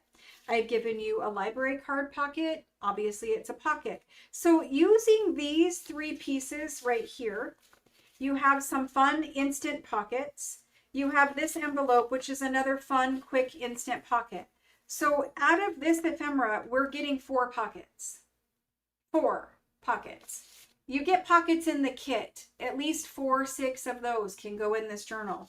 So really pockets are pretty much covered very quickly. We have a pile of pockets. There is a blue tag to go with the blue in this kit also. So there's a blue tag. There's a vellum tag. I'm going to emboss mine. You guys can do whatever you want, but it's a vellum tag. I'm just going to emboss it, tie it to the top of a tag. It'll be fine. It'll be great. We'll love it. There's a little white card envelope. And there's a folded card. The folded card, I'm going to make a little mini journal for somebody to journal in, or a folded journal card that will go in the pocket. The little envelope, I can make another little pocket. I can hinge it to a journal page. I could just stick it in a pocket once I decorate it. So there's a couple more fun pieces of ephemera. The this is quick making ephemera. We make a lot of ephemera that takes an hour and a half to make one tag. We do. But sometimes to supplement where we spent an hour and a half on one tag or one pocket or one whatever, we need some fast make ephemera. And the fast make ephemera is what this stuff is for. So there's kind of both sides of that. Then there is always a bag of charms. And this particular baggie of charms has something fun in it. So in my kits, you get paper clips, you get bulb pins, you get charms, and there's this rose charm. There's 2 key charms, and there's this guy. This is a teeny tiny little antique clock face, and it's a little charm. And all of your metals are bronze, antique bronze. I always match my metals. There are pink glass beads, blue glass beads, some opaque white ones in here so that you can build little signature string charms. And then for the signature strings, I gave you these pearl roses to sew onto the signature strings, or you could use your charms. It's up to you. But you can make little dangles. You can sew them on signature strings. You could just put the little bulb pins on and use them on top of tags. But there's always the fun stuff, right? And then the girls did miss 1 or 2 pieces of ephemera when making this kit. So we will get that added in. But that's kind of like the start to your kit. There'll be a few more things. We'll get those all put together. We're really only missing a little bit of, 1 or 2 things from this and me to finish the digital work, the print work. Once that gets finished, your kits are good to go. I had them go ahead and start building them because, we got to ship them starting Monday. So they started building, and we'll add in whatever we need to add in as far as the kits go. But we lay them out, make them pretty. There'll be a focal point for your front cover in there. That's the kit. There'll be digitals. There'll be digital ephemera. When I say digitals, it's the prints. I need to change my terminology. You'll get prints. You'll get printed ephemera. And you'll get your physical kit. We will make this journal together for those of you that want to. There are usually, when I am working on a journal kit, there is usually 100 or so, 80 to 130, 150 people who watch and join in making these journals together. Normally, I sell and ship around 100 kits. And then there are people who do not buy the kit and are working at home along with us with their own supplies. So you don't have to buy the kit. I will make the papers available in Etsy for people who want to use their own supplies. Not every page that you get in your kit will be available in Etsy, and not everything in the Etsy listing will be in your kit, but it will be most of it, right? So there's that. There's the kit. There's the kit and caboodle. I told you guys I was going to do kits, and I was going to try my hardest to do pages and ephemera with them. I hope that you guys love it. I hope that you love it. When we get our journals when we get all of our kits shipped, the journal classes have been usually on the weekend. I'm going to try to keep to that. Either a Saturday morning or a Saturday evening. It could be Saturday afternoon. Once we all get the kits, I will set a time, and that's when we're going to make the classes for this journal. I just need a little bit more time to figure out exactly when. It's hard because there's no time, right? So I'm going to do 4 classes. The 4 classes go as follows. The first class, we always make the cover. The second class, we make the signature. The third class, we make ephemera. The fourth class, we make ephemera, and finishing up the journal. In 4 classes, if you follow along with me, you have a finished journal. At the end of class 2, you have a journal all sewn in signature, ready to decorate. And then the last 2, we just make ephemera. When this class is being worked on, when this journal is being worked on, the 365 videos will return, and I will make additional pieces of ephemera in the 365 videos. If you don't know what I'm talking about 365 videos, it's a quick 15-20 minute video that happens several times a week where I show you how to make a piece of ephemera. There are 180 something of these videos already posted on my channel with little to zero repeats of ephemera. So if you want 180 different ideas for junk journal ephemera, they're already uploaded on my channel. They're free. I never charge for classes or content. That's just who I am. So anyway, let's do a kit.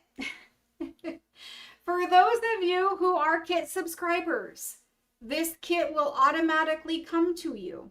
However, here's what I would like to do tonight. It has been several months since I've had a journal kit because I had to move. Life was crazy. It was not possible. So because it has been a long time, if you are a kit subscriber, you are still subscribed, but I would like you to claim one tonight. You're still subscribed. You're going to get one whether you're here. You're going to get one whether you're not here.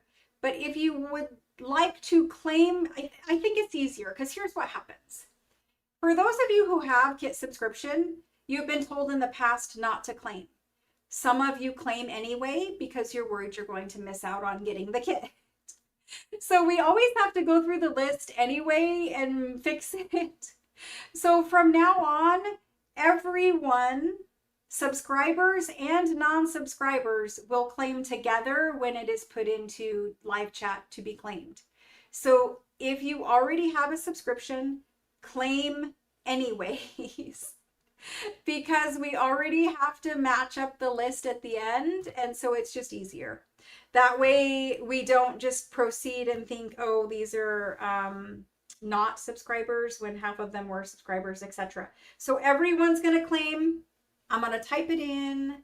The kit, now we are doing digitals, and we're doing a lot of digitals, and that is time to make them. It is time to print them. It is expense to print them, and printing them is expensive. Let me tell you, it's okay to print 20 pages, but when you have to print 2,000 pages or 3 or 4 or 5,000 pages, it's expensive. So we are going to do the kit at 85. If I don't do a kit with printed papers, the kit is 65. It's not an option. This kit is 85 and it comes with printed pages. That being said, in the future, there is a kit that does not have printed pages and it is 65. So when you're on subscription, it's no more than 85 and it's not less than 65. There's two price points, 85 with pages, 65 if it doesn't have pages. Tonight's kit has pages and it has a lot of them, and it is 85 for the kit. We're talking 16 at least to 20 printed pages. And it's not just, oh, you're paying for pieces of paper. Somebody has to design them. Somebody has to do all the work in Photoshop. Somebody has to do all the work printing them. It's not like you just send them to the printer and it just prints eternally. It gets streaks in it. It runs out. You have to throw away 100 pages because you weren't babysitting it. It happens. Or you send them to the printers, and if we send them to the printer is charging $1 per page minimum to print them, and they take a week or 2 or 3, or like last time, never, to do the actual project. So we're going to print them ourselves, and we're going to have them done by Thursday. The printers will be running 24/7 to get them done. All right, so let's do this. Let's do it. I know I'll show the kit again on Thursday if there are any remaining. If the kit sells out tonight, it will never be offered again. We make limited quantities. It is what it is. If you are a subscriber, you are guaranteed to get a kit, but you still should claim so that we can have one list and we'll sort it out on the back end. All right, so this one, the kit is called Marie. It is Marie Physical Junk Journal Kit with printed pages. That's the way it comes. It's $85. If you would like 2 kits, if you are a subscriber and you're only subscribed for 1 kit and you want to, claim quantity of 2. Claim with your name and 2. If you want 3 kits because you want to give them or share them, claim with the total quantity of kits you want, regardless of whether you are a subscriber or not. If you're a subscriber and you want 1 kit, claim 1. If you want 2, claim 2. 4, claim 4. When they're gone, they're gone. That's all we're going to say about it. And they're going. It's also nice because everything is perfectly coordinated. I spend quite a bit of time choosing what goes into a kit and choosing what things to scan and what things to make for you all. Like, it is a lot of time. It is a lot of time to figure all of that out. But I think the joy of getting a kit like this is a pretty inclusive kit. You could take this on a vacation and you could make this journal together with a glue stick and a pair of scissors. So it has a lot of things in it. It has things for pages. It has things for ephemera. It has the cover. It has little embellishing things like the bulb pins, the paper clips. You could put the beads on there. Even the kit will come with some extra printed pages, so you can cut those up and use those for collage or backgrounds or something like that too. When we have extra printed pages, we usually just include those. So like sometimes we have pages where the printer put a streak through it. We will include that with the sticky that says, this is a freebie extra, so you could use it if you can use it. Otherwise, we throw them away. So instead of throwing them away, I've just started tucking them in, but I do put a sticky note on it so that you know that's not one you paid for. It's a freebie and you can use it or you can toss it, one or the other. But we do that too. All right, so I'm going to start the list for these. If you've already put in your claim for the kit, then you could go get a beverage or a snack because the kits are going to take a minute. Marie Junk Journal Kit. We are going to make it in 4 classes. The classes will probably start around the 15th or so, depending on, we need to make sure everybody gets their kit. So 15, 20, somewhere in that range of August, we're going to start it. We're going to make it in 4 classes. It'll be done by October 1st because around October 1st through the 5th, we will have another journal kit come out. So there's how we're doing that. All right, let's go from the top. From the top. So I'm going to read out the list of names. If you don't hear your name, let me know. And if you are not here right now, but you are rewatching, if you're a subscriber, you already get a kit, so you don't have to stress about it. It's all right. All right, Karen L. Karen L is first in. She's claiming 2. Diana B is next in. She's claiming 2. Thank you, guys. Ruth M is next. She's got 1 kit. Thank you. Lena M, 1 kit. Thank you. Then we've got Ann A. Thank you for 1 kit. And we've got Sherry M. Thank you for 1. Carol V. Thank you for 1. Alice W. Thank you for 1. Peggy H. Thank you for 1. And then we've got Cindy S.H. Hello, Cindy. Cindy S.H. And Cindy is Cindy H-E-L. I'm going to put in parentheses S-H because I will forget. But you're Cindy H-E-L. And then she's claiming 1. Thank you, Cindy. Then we've got Claudia. Claudia B, thank you. Tori B, thank you. Deborah K, thank you. And Violet, thank you. And after that, Allison R. Allison R, thank you. Scrolling down, we've got Mickey, thank you. Barb B. Oh my gosh. Barb B, thank you. And where are we at? We got Mickey, Barb, Donna C. Thank you, Donna. Catherine R. Thank you. Kendall, I did see that. Thank you for putting Kendall in for me. Thank you. And Karen S. Karen S. Thank you. Wanda G. For 2. Thank you, Wanda. Robin V. Thank you, Robin. And Karen J. Thank you. Juliet. Thank you. Linda EME. Thank you. Diana M. Thank you. Tammy D. Thank you. Lisa J. Thank you. After Lisa is Teresa M. Thank you. Maria T. Thank you. And hello. Beth CZA. Thank you. And Linda A. Thank you. And after Linda is Kim L. Thank you. She wants 2. Perfect. Thank you. Kim S. is right after Kim L. Thank you. Thank you. Lynn R. Thank you. After Lynn, we've got Elizabeth S. Elizabeth S. Thank you. And Helen. Thank you, Helen. Deborah MER. Thank you. Lots of sewing in this one, Deborah. And Faith is next. Thank you, Faith. Randy R. Thank you. Susan ELL. Thank you. Melanie M. Melanie M. Thank you. Esther. Thank you, Esther.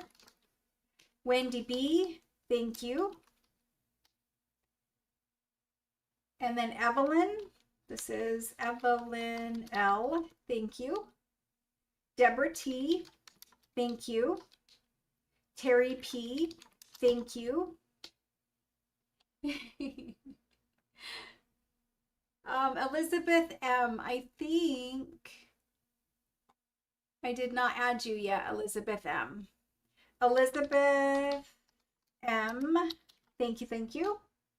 We got you just one time.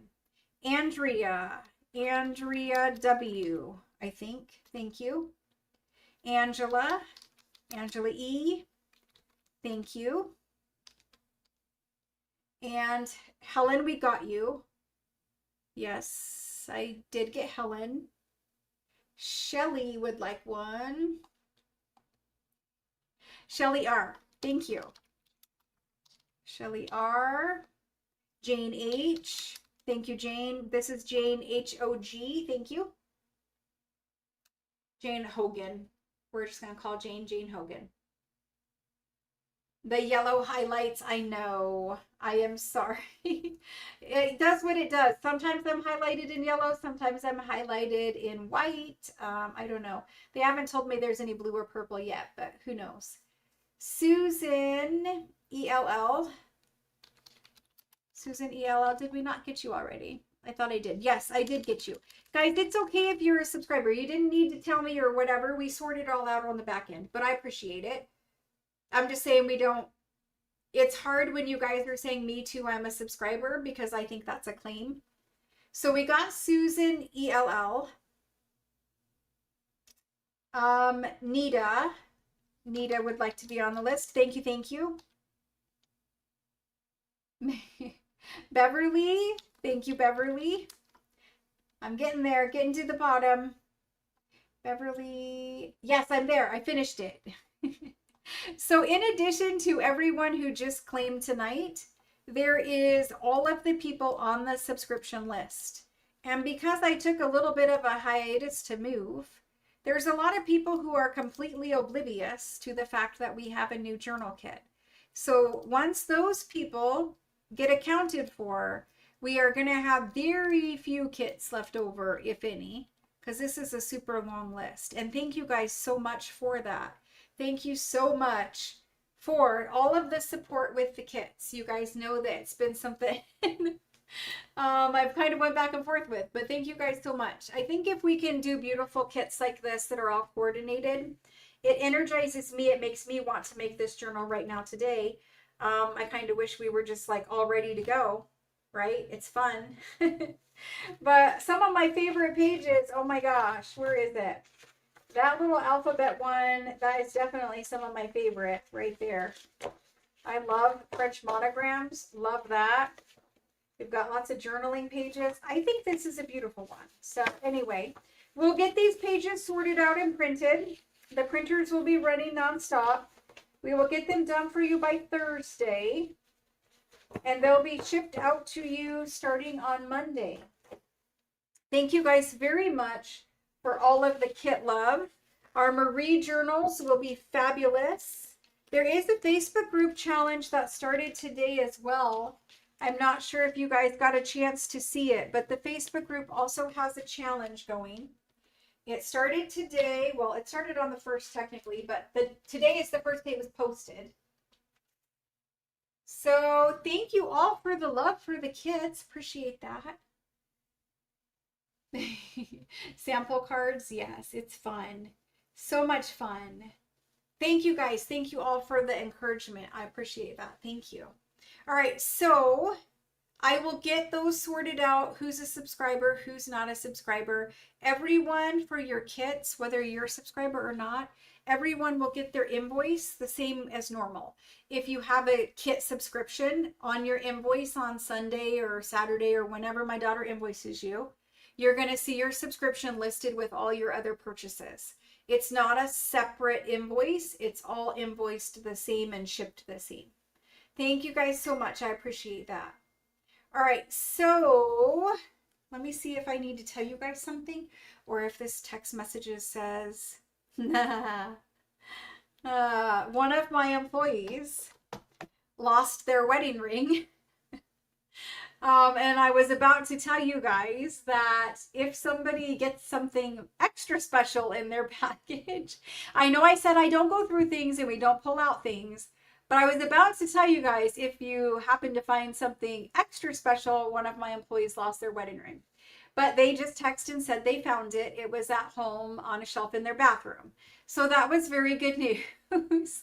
However, they lost it sometime, well, they knew that they lost it last night. And they couldn't sleep all night long and was very stressed about it. And so I really felt horrible. We looked in all the trashes in case like they set it somewhere and wiped it with like a paper towel or something. It was making me very nervous. So I'm glad that they found their wedding ring, and I don't have to tell you all to look in your packages for it because she found it. So there's that. Oh my gosh. She was like, oh my gosh, she was so tired today because I think she didn't sleep last night. She was so stressed about it, of course, right? Like, whatever. I would be stressed too. So I'm glad she found it. Thank you guys. The Marie Journal is going to be fun. It's going to be super fun. And I will announce very soon when we're going to do the classes. Probably I can tell you on Thursday. I just need to look at the schedule and get it. So let me ask you guys, would you prefer Saturday morning or Saturday PM? So just type in AM or type in PM. Would you rather get it out of the way first thing Saturday morning, or would you rather get it out of the way Saturday evening? When are most of you home and most of you want to craft? Is it Saturday morning after a long work week? Or is it Saturday night when, you know, let's face it, most of us are at an age where we're not like partying on Saturday night. So I know lately I have been going to bed about 8 p.m. or so. So I'm very tired. I don't know if I told you, I don't think I did. I got the first injection from Skyrizi for the psoriatic arthritis, and it is making me so sleepy, like ridiculously sleepy. Yesterday, I went to bed at like 5 p.m. and slept all the way until like 7 a.m. this morning. And I'm still exhausted. I don't know how, but it is working that way. So anyway, I am a certain age where I'm tired. That's the way it is. Okay, so let me look at this list quick because I see a couple questions. I did not ever find my glasses. I never found my glasses. I don't know where those things went, but I've already moved, so we would have found them. I don't know what happened to them.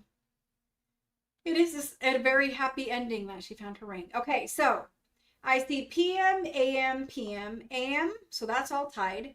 AM, PM still tied. PM, PM, PM, PM, AM, PM, PM, AM, AM, PM, PM. The PMs are winning. Kate, are we all tonight getting a kit? Yes, everyone who claimed is getting a kit. Yes. Lynn says AM, PM, AM, PM. I still think PM is winning.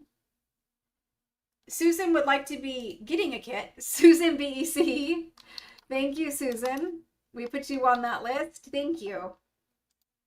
All right. And then back to the tally here. AM, AM, either, either, anytime, anytime, anytime. So there's some any times. It does make you exhausted. I was hoping it was just something weird and it was like gonna go away. Maybe it's because it's the first one for me. It's like hitting me super hard, but whatever. It's not even up to a total therapeutic dose yet. Whatever. It's still going to be better than the alternative of ration super painful arthritis. They're in a box somewhere. Maybe my glasses are. I don't know. Juliet says any. Lisa says the car. They're not in the car, sadly. If you do it in the AM, those who want PM will have to watch the video or will have the video to watch. Yes, that is true. If you miss the class, you can always rewatch it. The sad thing is when you rewatch, like it's not live. So the live is fun because you can chat along with all your friends. Most of you guys craft a little bit with me, but you then watch the video, you chat with your friends, and then you make additional stuff later when I'm not live anymore. So a lot of you guys really like the live and you like being there during the live because it's like a social fun hangout, but we're also crafting. Also, if you're new to junk journal making, it's a great thing to have that live up because you can ask a question live and either I will answer it or chat will answer you. And so it's like a big junk journal making community where you get to ask and get instant answers to questions. So there's a lot of positives to it being live, but if it doesn't work for your schedule, you can always rewatch. You can fast forward through all the parts that you find boring and just focus on what did we make and where we're at and how did we make it and get it kind of, you know, what would normally be like a 3-hour class can be watched in probably 30 minutes and then you make the things, right? So if you're pressed for time, the rewatches are great for those people who are pressed for time. So there's that. There is some additional things that are antique that I'm going to show you quick for this junk journal kit.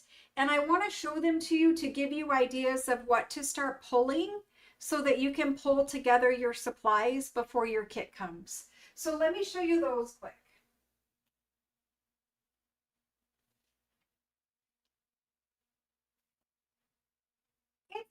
It's a fairly small pile, but I just kind of want to show you what I've started gathering.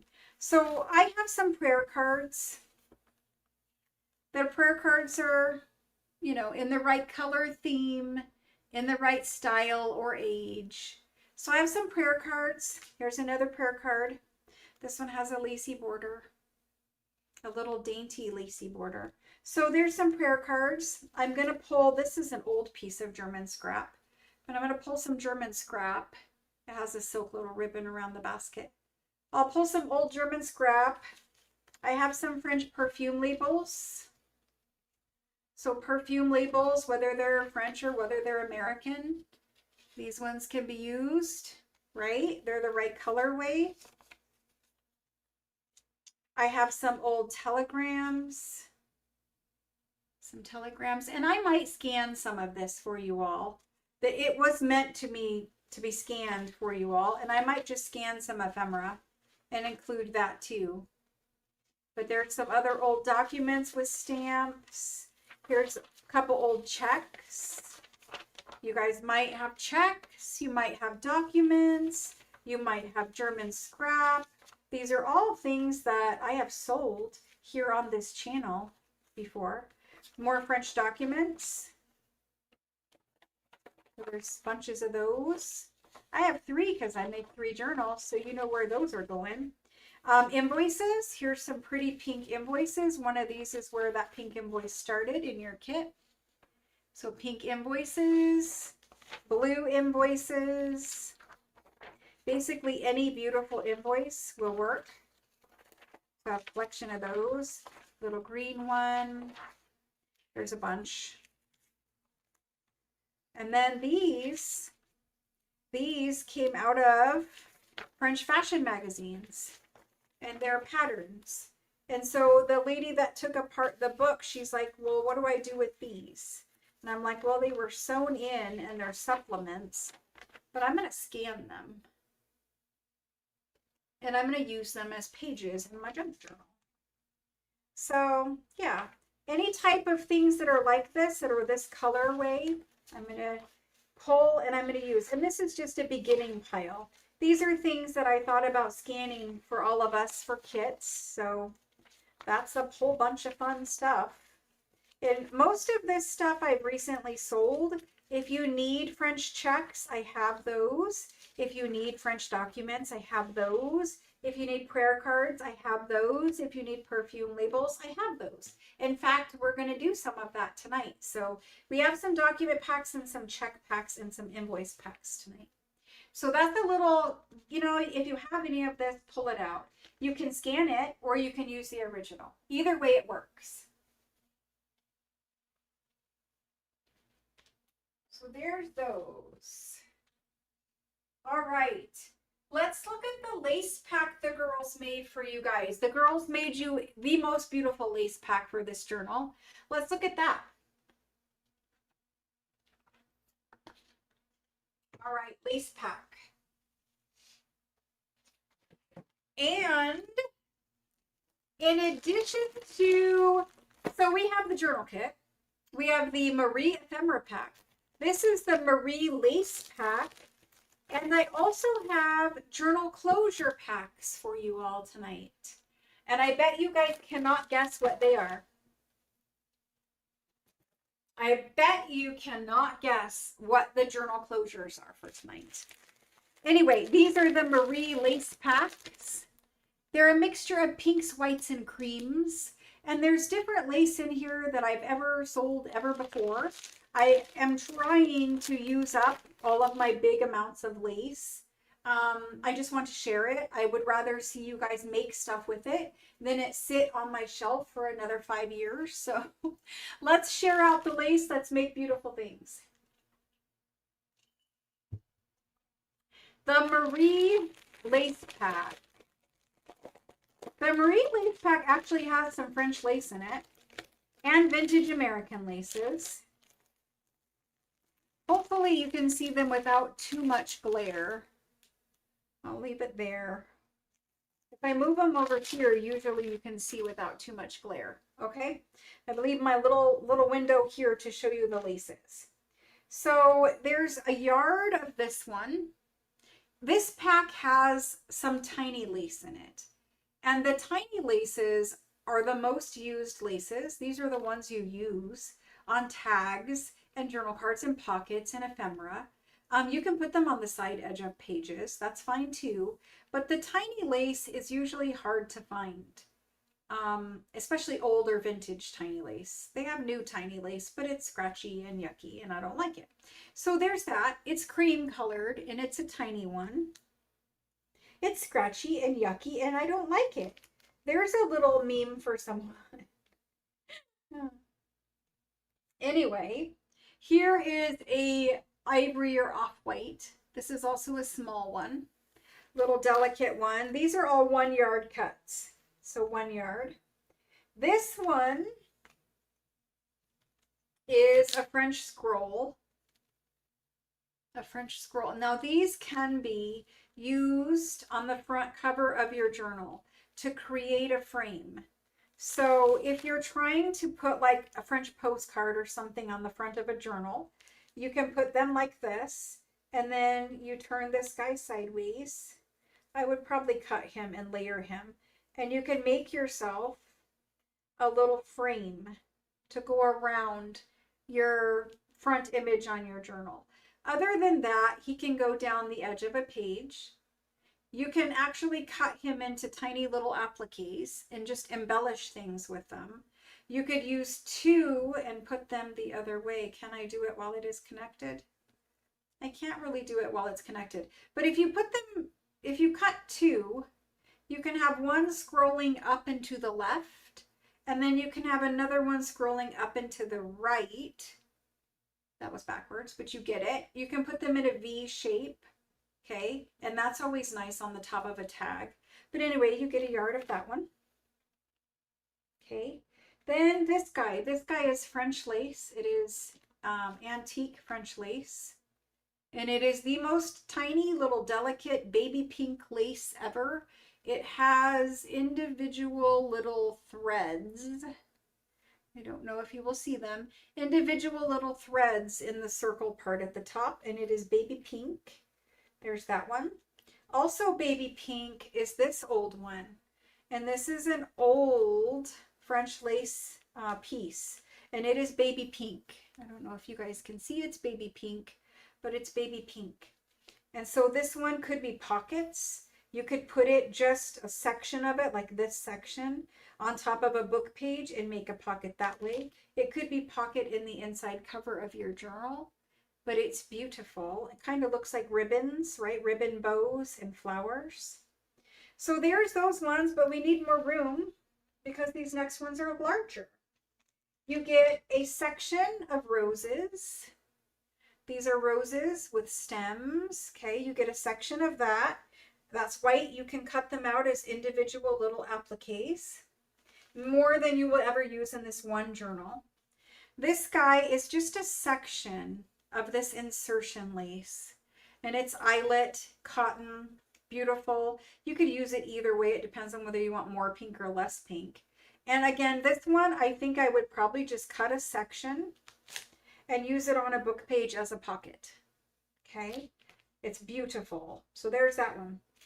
The next one is very large, and it is also baby pink. And I'm going to leave it folded so that you can see the color. Baby pink, okay? Embroidered, extremely large piece. Very, very large, with all the little dots. Now this one you could cut into many different things. You could put this on the front cover of a journal. You could layer it over it. Pretend that this white was your journal cover. And if you put this baby pink over it, you're going to see the baby pink on top of white, right? So you could layer this one on top of a journal cover. You could cut out just the bottom section and use this lace. You could cut out just this section here and make it go up the spine of a journal. So if you turn it this way, this goes up the spine of a journal. You could do that.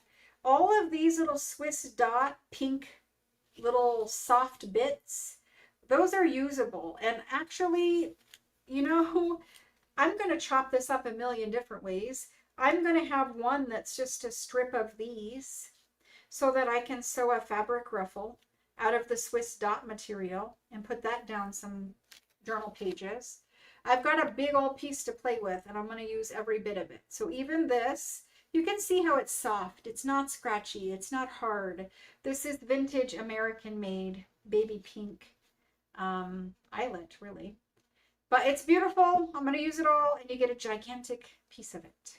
It's a half yard. So there's that guy. There's this guy. It's a big lace pack, and you have all of those down there.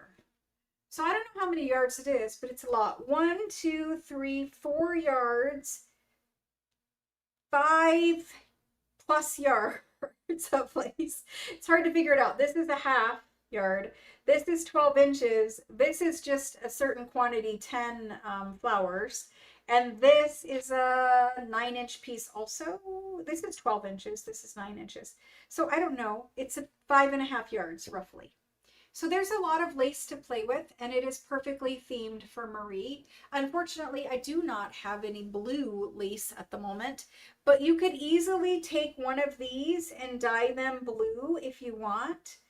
Even rubbing a Tim Holtz ink dauber will color them blue. So would you like blue roses? Well, you can make that with Tim Holtz inks or sprays or whatever. You could also dye them with butterfly pea tea dye.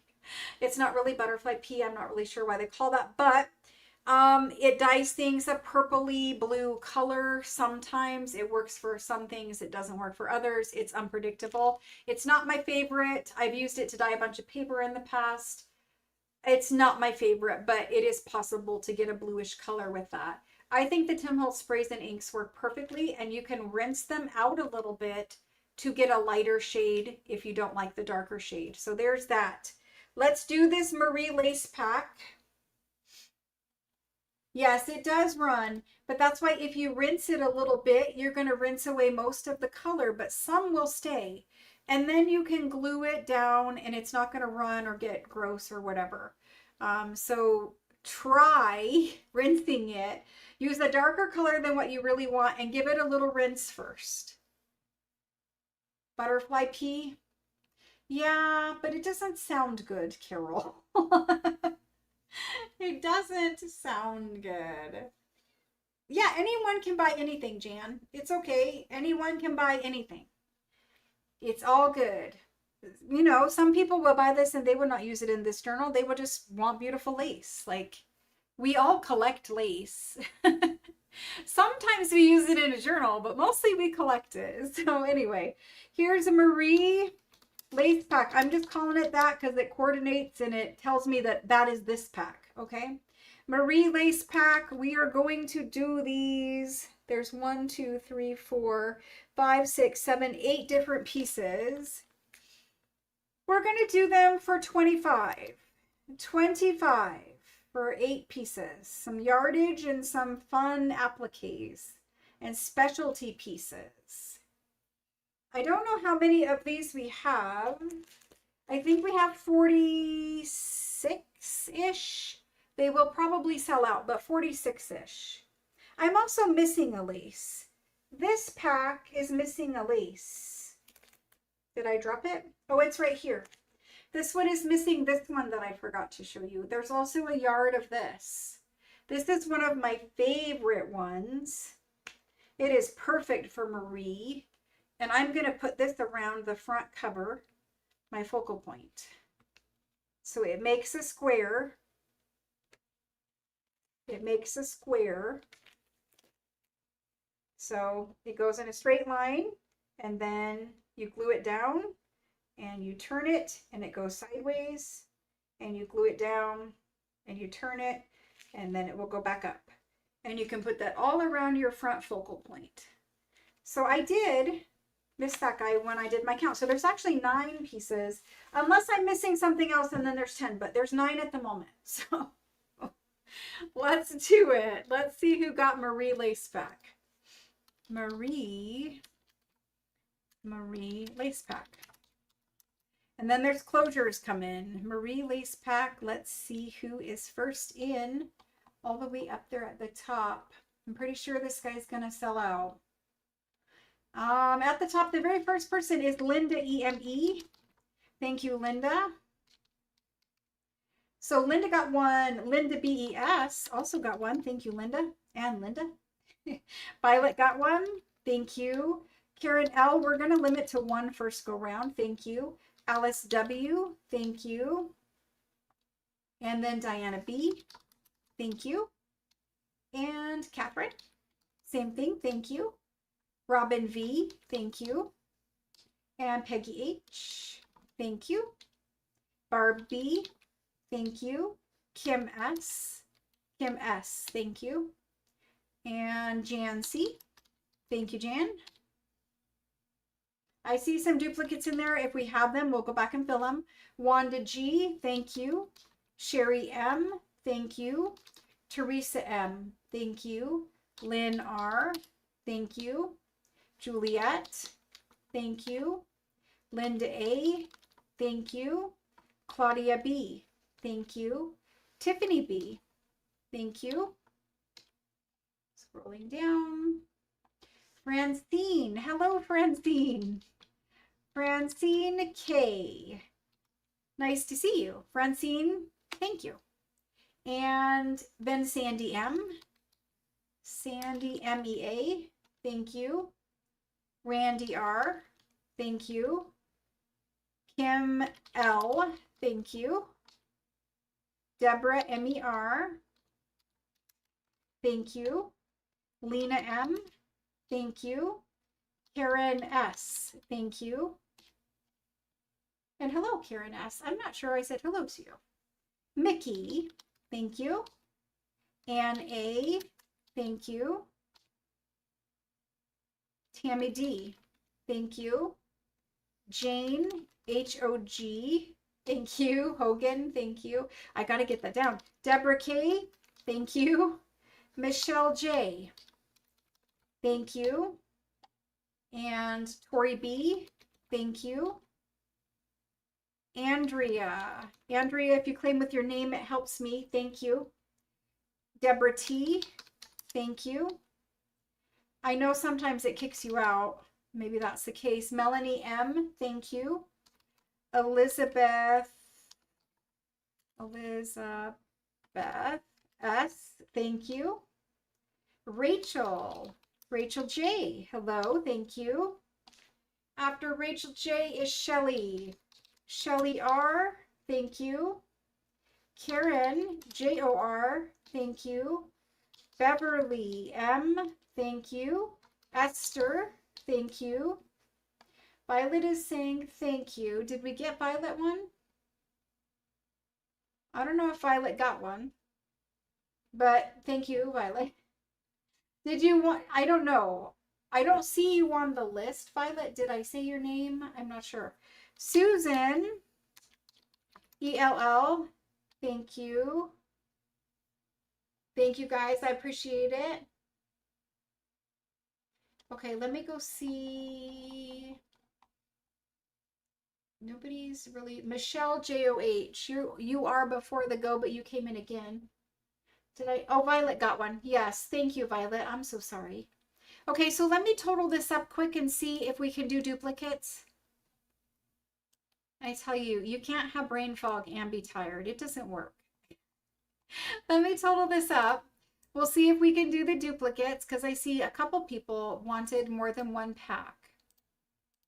And it looks like we have 44 claimed and I know we have 46, so we can do a couple duplicates. Maybe more, we'll see. Karen L wanted 2, thank you. Next, Catherine wanted 2, thank you. All right. Barb B and Wanda G, I'm going to put it on there. If we can make more, I will have them make more. For sure. Let me see. Deborah M-E-R also had 2. If they can, they will. Looks like maybe we need 3. Here's Tori. Tori also wanted 2. That would be 4 packs. It looks like we are only going to be short 4. I will see if the girls can make me 4 more packs. Okay, if not, I'm going to highlight these quick. If not, then it will just be 1 pack for Tori B, Deborah M, Wanda G, Barb B, Catherine. Wait, yes. No, Catherine got hers. Catherine gets 2. She's special. No. We just had 46 and there was 44 claimed. All right. Thank you, thank you, thank you. I appreciate it. A prayer for Maria. Uh-oh. Hip surgery. Oh my gosh. That is so painful. Yes, prayers. Awesome, guys. Thank you so much for the lace packs. I'm going to show you the binding for the closure now. It's a little bit different than what we've done before, and I am excited. I think it's going to be wonderful. There is seam binding coming, but we don't have seam binding tonight. What we do have tonight is different. Now these little guys, I'm going to wrap like this, but you know I'm going to put them back nicely in your package. But for safekeeping tonight, at least they're wound up. And we will put them nicely back in your package because every single one of these is sold. So somebody will be getting that one, and they shouldn't be able to tell when they get it that it was the one I showed on camera. I'll put it back in there for safekeeping, but we will fix and make pretty. Thank you very much, guys. Let's get these off the table. Alrighty. Moving on. That guy needs fixed. Okay.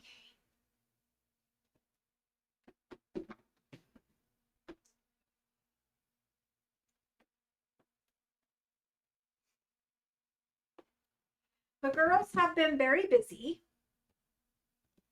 Now, truthfully, they did not make these from scratch, but they did make them ready for you all. They did make them ready for you all. And we have these, okay? These are beautiful silk bindings for journal closures, and they're wrapped on wooden spools. And it tells me I have 80 white ones. They're not like a white. It's like a slightly off-white, vintage white color. And I will open them and show you. So we have 80 of those. And if you can see what's in this one, we have other colors. We have a rust, we have a coffee, and we have this one, which is like a deeper rust.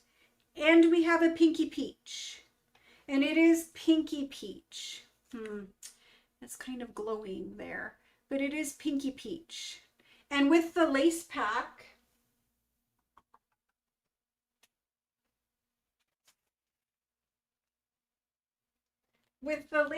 it looks like this.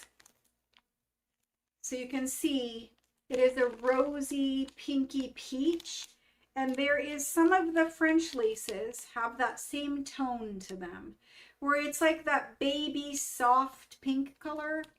It's not orange, but it is baby soft pink.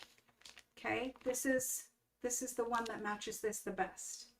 We have other colors, but not here tonight, and I don't know when those other ones will get here.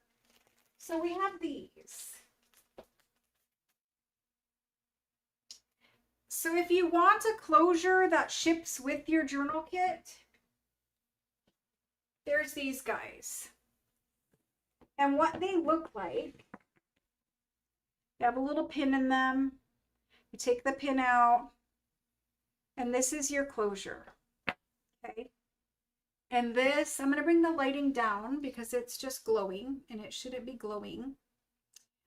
This is a nice off-white. There we go. You can kind of see some of the fiber now. It's off-white. It's like sari silk, but way, way better. Okay. It doesn't get all those terrible strings all over it. It's perfectly frayed. Perfectly frayed. No nasty strings everywhere. And you just take a piece of it. I would cut it off like this size. I don't know what that is exactly. I would cut it off like that. I would put it through the eyelet closure in my journal. And of course, you know, it goes through there, right through the hole. And then you have some ties. And from there, you can tie them into a pretty cute little bow, right? I like to double up my ties. If I'm closing a journal, I like to have it doubled.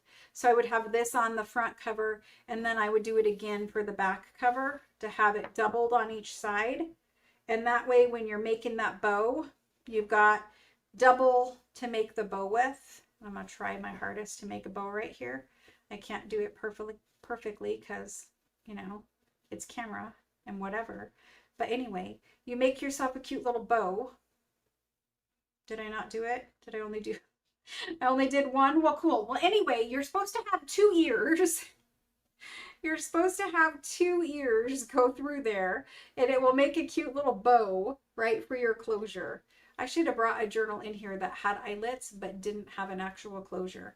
So again, they're wound up on spools.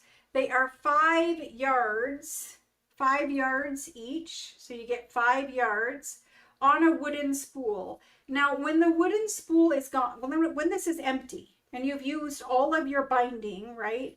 And it is a silk binding. When you've used it all, then use this spool and wrap a snippet roll around it.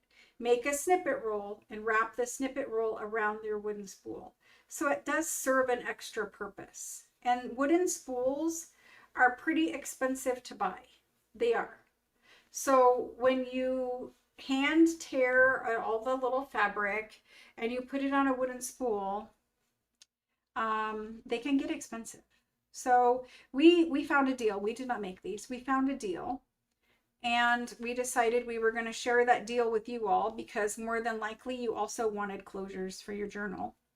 Now you could use this or you could use seam binding. I don't have seam binding packs tonight, We will have seam binding in the near future, but you guys know I like to do a million colors, and you know that that takes extra time, right?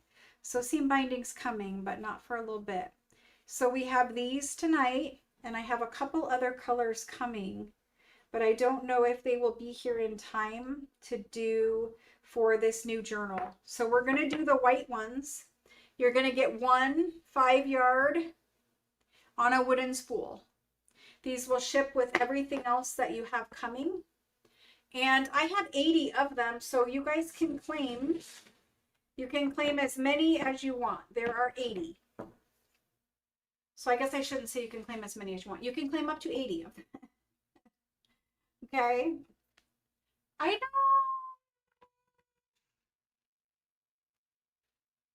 I mean, they feel like sorry, silk. They do. They're soft, and you see that they fray.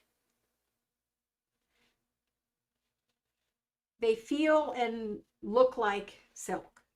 That's all I can tell you about them, unfortunately. All right, so I'm going to type these in there. These are what we're calling white. They're an off-white vintage color. They will be beautiful if you want to use them for your closure, or you can use one of the pink versions. Okay, white, and we're going to call this journal closure because that's what we're going to use it for. Ribbon. It's not really ribbon. I don't know what you want to call it on spool. All right, so these guys, we're going to do them. I'm going to do them for $8. For $8. Yes, 5. $8 per spool. There we go. And after this, I will do that pinky peach, but the pinky peach, there's only 20 of. And I know you guys are going to claim them in 1 second. So there's only 20 of the pinky peach. My suggestion is you get one of each color, but there are other colors coming. I just don't know if they'll be here by Thursday or if it'll be next week. I don't really know. So I'm going to do the list for these. Thank you very much. We've got white ribbon spool. I can't type either. Okay, these are $8. And up here on the list, we've got Alice W. in first. Thank you, Alice. Diana B. Thank you. Diana wants 3. Perfect. Thank you, thank you. Jane H. for 2. Jane H. for 2. Lena M. Thank you. Thank you, guys. Wanda G. for 2. Thank you. Deborah MER. And she would like 3. Thank you. Jody MAR. And she, oh my gosh, Jody, I cannot type MAR right now. Jody wants how many? 1. Thank you, Jody. And then we've got Karen S. for 1. Thank you. Violet for 1. Thank you. Donna C. for 1. Thank you. Then we've got Linda EME. Thank you. She wants 2. Thank you, Linda. Making sure I didn't miss anybody. Okay, Linda BES is next. Thank you, Linda. BES and EME coming in together. Linda A, all 3 of you. Goodness sakes. Linda A is next. Thank you. Sandy MEA. Thank you. Teresa M. Thank you. Teresa wants 2. Karen L wants 3. Thank you, thank you. Kim L for 1. Thank you. Elizabeth M for 1. And thank you, Elizabeth. Ruth M for 2. After Ruth is Susan. Susan L. Thank you, thank you. Scrolling down, Barb B. Thank you. And after Barb is Lynn R. Thank you. Diana M. Thank you. Sherry M. Thank you. Juliet B. Thank you. Francine would like 4. Thank you, Francine. Catherine would like 3. Thank you, Catherine. Then we've got Melanie M. Thank you, Melanie. Shelly L. Thank you. And then we've got Peggy H. Peggy wants 3. Thank you. Charlotte P for 2. Charlotte for 2. Thank you. Then after Charlotte, we've got Andrea W. And she wants 1. Then we've got Betty N. Thank you, guys. Betty N. Thank you. Let's see. Evelyn L.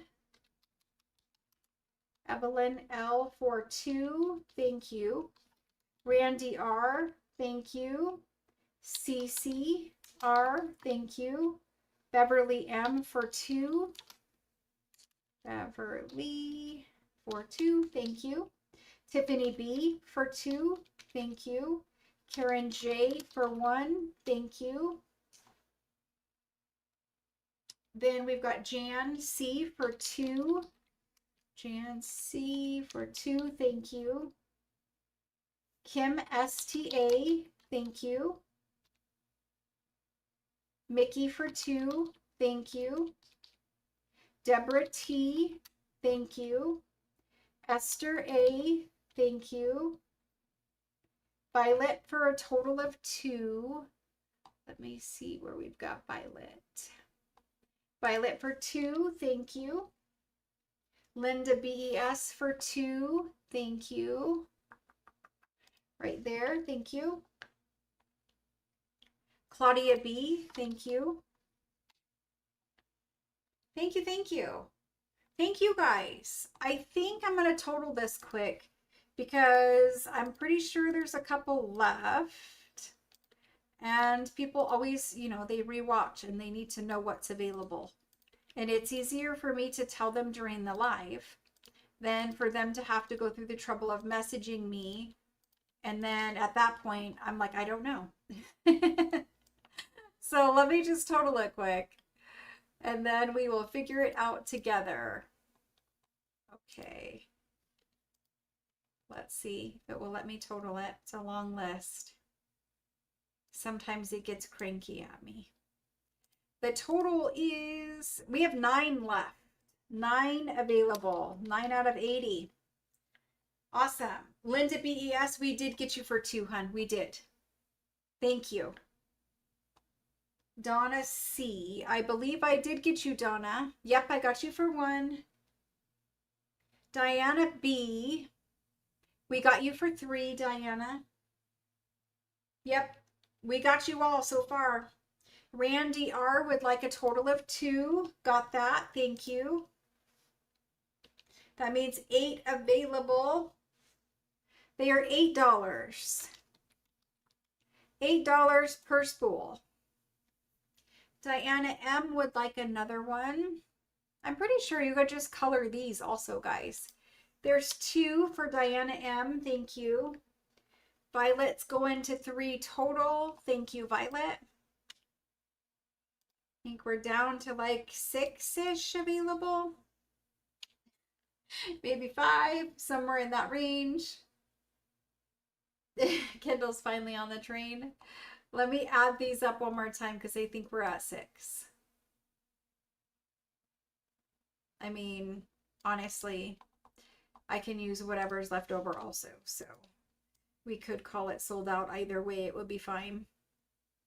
I hate for people to miss if they want though. Okay, so yes, we have 6 remain. Oh, I did not actually prepare all of that. I said we did not cut and wrap. We did not. That would have been a long time. But my daughter does do all the theme binding for you, and she does cut and wrap each one of those.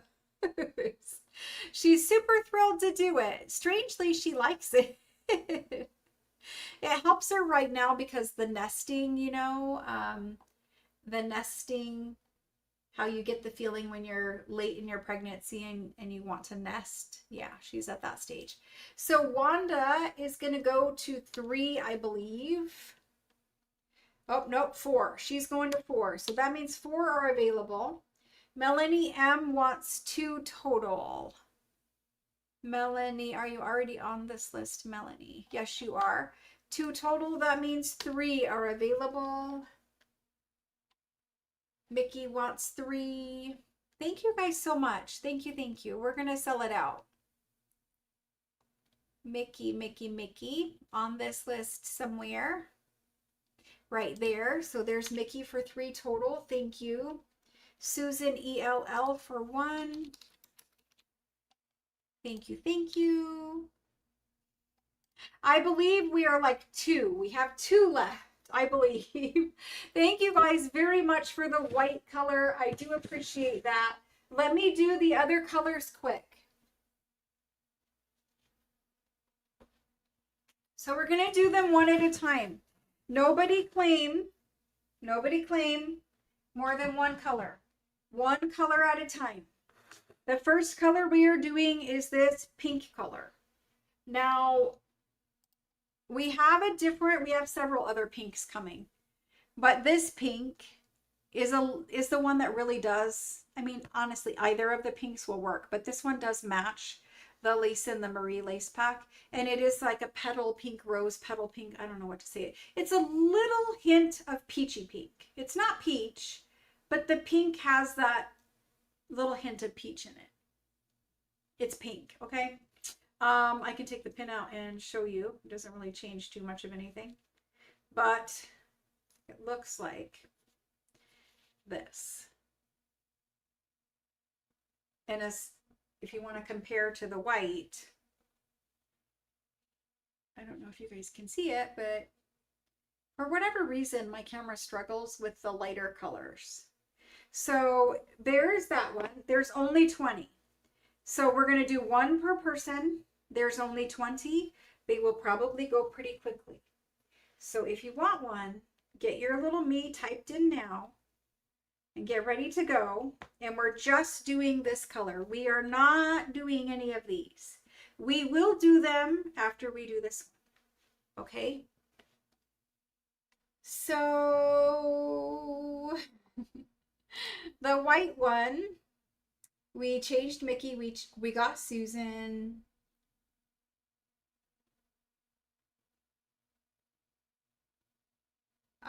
Lisa Marie, I can in just a minute. Jane H is claiming one of the white ones, I believe. I'm not really sure. Jane, you got on the white list now. You might already be on the white list. You are. So you're just preparing for the pink. I see. Okay. Let's do the pink one. Pink. I'm going to say peachy pink because we're going to have other colors and this one is going to be called peachy pink. So peachy pink, I gotta be careful. Peachy pink ribbon spool. Again, it's on a wooden spool. It's 5 yards. You guys know the drill. 1 per person. They are still $8. Do not come in just quite yet. It's coming. Peachy pink ribbon spool, $8. Ready, set, go. Only 20 this time. And that did jump. We will have more and other colors, but for now, this is what we have. Karen L is first in. Thank you, Karen. Lena M, thank you. Alice W, thank you. Then Sherry M, thank you. Betty N, thank you. After Betty, Diana M, Diana M-A-N, yep. And Shelly L. Shelly, yep, thank you. Rachel J, thank you. Teresa M, thank you. Kim L, thank you. Robin V, thank you. Yvonne C, thank you. Wanda G, I see you, thank you. Scrolling down. Linda A, thank you. Andrea W, thank you. I need to do some counting. Sandy M, thank you. Ruth M, thank you. Violet, thank you. Before I add any more, let me count. Because if I oversell this, I will get in trouble. All right. I can do 2 more after Violet. That would be Jane H, and Elizabeth M. This guy is gone for now. He will be back later, and there will be other colors in the pink spectrum coming. But for today, this is it. We only had the 20. I will do these next 3.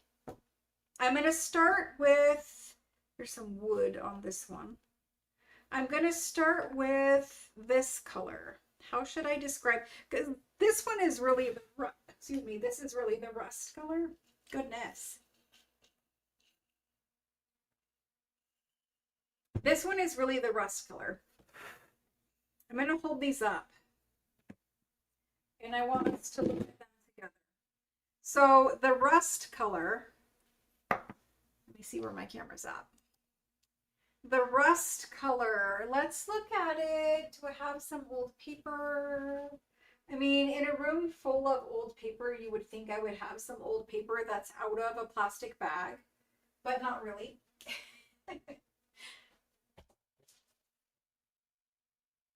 Let's look at it with this. If we give it some kind of creamy background, maybe it will show up better. So this is the rusty color. It's kind of like vintage photo. It's a little, you can see these are all muted colors. There's nothing bright here, okay? So this is the rust color. And that's what it looks like. It's all frayed, beautiful. You can just put it at the top of tags, honestly. Just this at the top of a tag, that would be beautiful. Fall is coming. For fall, this would be beautiful. Fall journal closures, yep, that would work perfectly with our fall journals. Any of these 3 really will. So anyway, this is the rust color. The other one that is similar to rust has much more red in it. This guy. It's almost like a Victorian rose. You know how the rose color for Victorian is super dark? This looks super dark on camera. Oh my gosh, it's just orange on camera. It's not really orange in person. I need my camera to work. It has a lot more red in it than this one. The 2 together, this one has a lot more red. It isn't red. It is more of a pinky mauve color. Pinky mauve. If I open it up, maybe you guys can see it. Pinky mauve color. It just looks like orange to you on camera. Anyway, it's pinky mauve. If I show it next to whatever, I don't know if it will help, but we can show it next to the other pinky one. These are all beautiful for journal closures, and this is the pinky one. I don't know. This is the rusty one. Anyway, so there's that. And then the last one, this is like a coffee dye, or it can go a little bit of maybe a muted olive, a more brown olive. It could go that way if you wanted it to. To me, I think it's just absolutely stunning. This is one of my favorite colors. I mean, you could just ruffle this. Just use some glue and put this down the side edge of a paper on one of these. Just put the side edge down and hand ruffle it with glue. It's wide enough. You can get a pretty nice ruffle out of it. You don't even have to sew it, but if you glue it, which is hard to do on camera, but you can create a little ruffle right there. It's not really going to show you, but anyway, they're wide enough to ruffle. So there's your colors. I would say this is muted olive slash coffee dye. This is a rose rust, like Victorian. Rose was always this kind of color. And this is a true rust color. Okay, there's the 3 of them. We're going to do rust first. There we go. We're going to do rust first. So for rust, we have 20. There's rust. We have 20. All right, here we go. Rust, ribbon, spool, $8, and go. Rust, ribbon, spool, $8, go. The first limiting to 1, there's only 20. If we have extras, we'll do them, but we're going to limit to begin with. Susan, ELL, thank you. Jody M, thank you. Shelly L, thank you. Tiffany B, thank you. Did we get Jody MAR? We did. Shelly, Tiffany, Francine, thank you. Then Deborah MER, thank you. After Deborah, Juliet, thank you. Yvonne C, thank you. Jane H, thank you. Evelyn L, thank you. Susan ELL, no, Susan LLIL. Susan LIL, thank you. Then Catherine, thank you. Mickey, thank you. Carol V, thank you. And no, Carol V is saying good night. Sorry, Carol. And Linda A, thank you. Charlotte would like one. Thank you, Charlotte. Angela E would like one. Thank you. Let me total these. These are also great for just display. If you want to use some ink or some colorant, you can color that wood to make it be stained a little darker. After Angela, I've got 4 left. That would be Beverly M. Thank you, Beverly. And that is all I see, so I can go up and do duplicates if anybody wanted duplicates. Looks like we have 3 left. Catherine, it looks like maybe she wanted 3. I'm not really sure. Catherine, did you want more than one? Anybody else want one of these? Kate just needs to see it. What do I need to see, Elizabeth?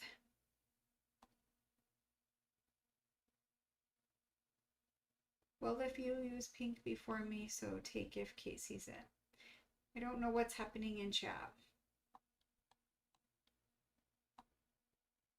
Okay. There are a couple of these left. It looks like Diana B would like one.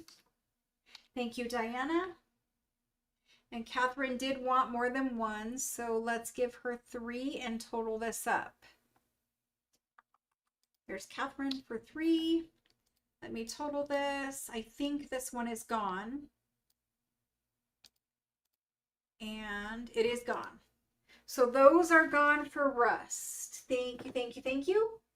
Next, we're going to do the one that is the redder version. The redder version.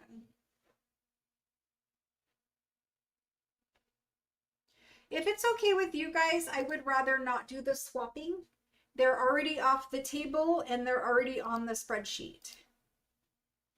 It's kind of like the whole gifting thing. Once it's on the spreadsheet, we need to let it lie. That's where mistakes happen. So this one is going to be called Red Rust Ribbon.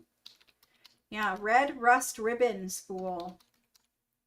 Super nice of you guys to offer to share, but unfortunately, it's not so easy for us to fix and correct and change after the fact. Once it's on the spreadsheet, we're going to leave it. Red Rust Ribbon Spool, they are $8. There is 20 of these available. Claim as many as you want. We will fill them as best as we can. Red rust ribbon spool. $8 and go. It's just hard because if we rewatch because somebody has a question, then it's claimed one way, but then we've invoiced it a different, and then we got to try to put it in the right person's bin. It's just really hard, especially because we are no longer at the point where only I do everything, right? We're a team of 4 people now. We have 3, me, 2 employees, and my daughter. So we have 4 people currently, and we are still needing to hire. So in the future, we will bring on additional, but it is a point now where there's different people doing different tasks. And that does mean we have to have a set format and system for doing things. Otherwise, one hand doesn't know what the other hand is doing. So, well, it's easy for me to fix at the moment. Then if they rewatch, they'll see it different. And it just creates other issues down the road. There is pink, but I don't have it at the moment, Catherine. But there is more coming. There is. So you will get one, but it just might be next week before we have them and ready to go. So for red rust, let me read this list. Juliet, thank you. It sounds like I'm saying something else. Alice W, thank you. Jane H, thank you. Deborah MER, thank you. After Deborah, we've got Andrea W. Andrea W, thank you. Linda BES, thank you. Catherine for 3. Catherine for 3, thank you. And Karen S, thank you. After Karen is Yvonne. Thank you. These are all the things that we need for tops of tags, for journal closures, all the things. Deborah T, we got you. Thank you. Francine K, thank you. Mickey, thank you. Oh my goodness. Thank you. Can't type. Lisa M, thank you. Beverly, thank you. Beverly M. It's okay. You guys are always good. You are. It's us that has to stick to the systems. And we know there's limitations on what we can do and what causes problems or us to make mistakes for you all. We've been doing this a long time now. We kind of know where the hiccups are. And so now at this point, I just try to avoid them, because if we overpromise and we make a mistake, then we have disappointed. And it's easier just to do it this way for us all. Trust me, because if we make a mistake, then you're not happy either. There are 4 remaining of red rust. 4 remaining. Thank you, thank you, thank you for that. 4 remain on red rust. It is more of a red, muted, it's kind of, I don't know, like an autumn rose. Autumn rose. Does that make sense to anybody? Anyway, the last color we have, somebody has laid these all so nicely in here, and I need to not mess them up, or else they will be upset with me. The last color we have in here is this guy. This guy. Linda A, I did not call you. Linda A, you've got one now.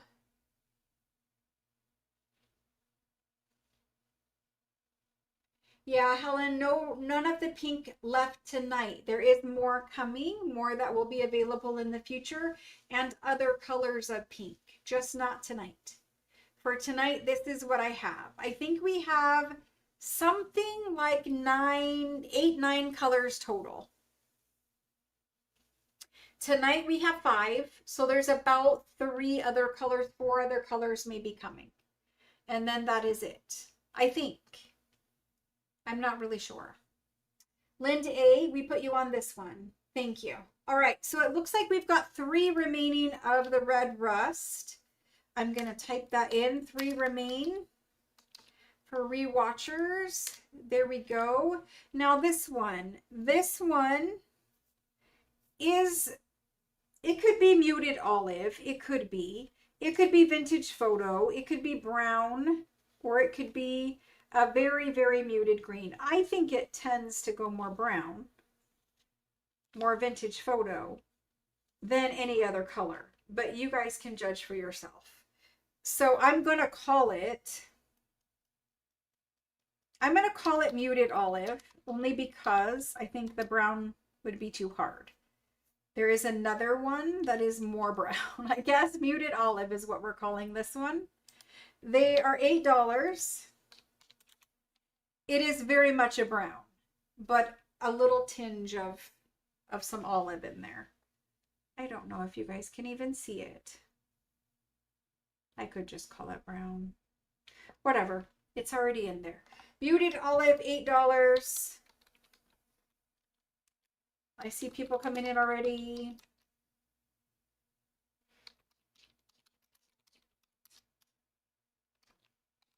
And go. Muted olive, go.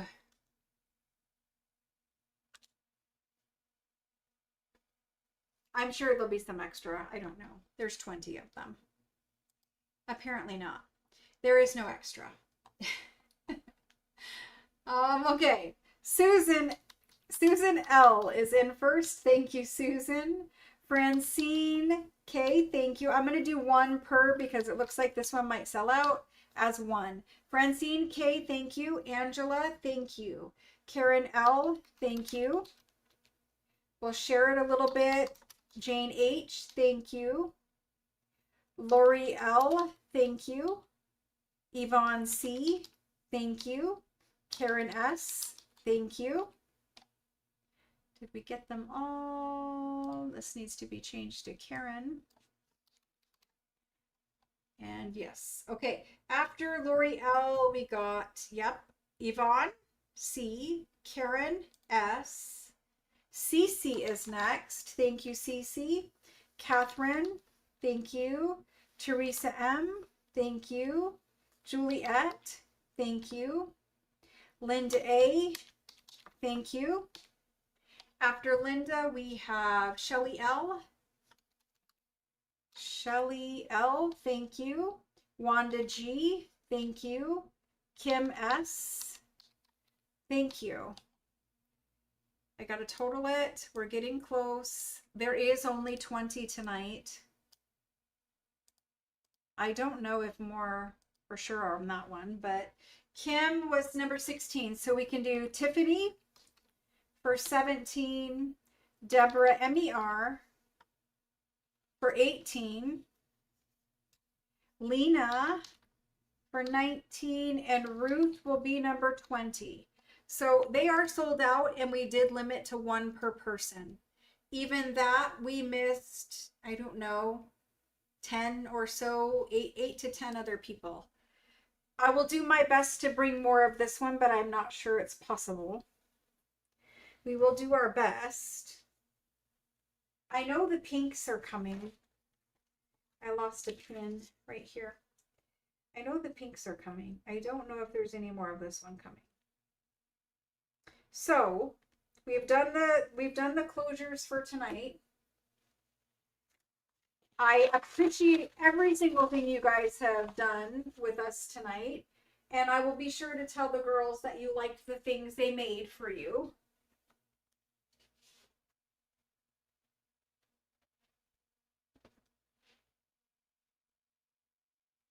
I know one of the girls stayed an extra half an hour getting stuff done for us tonight.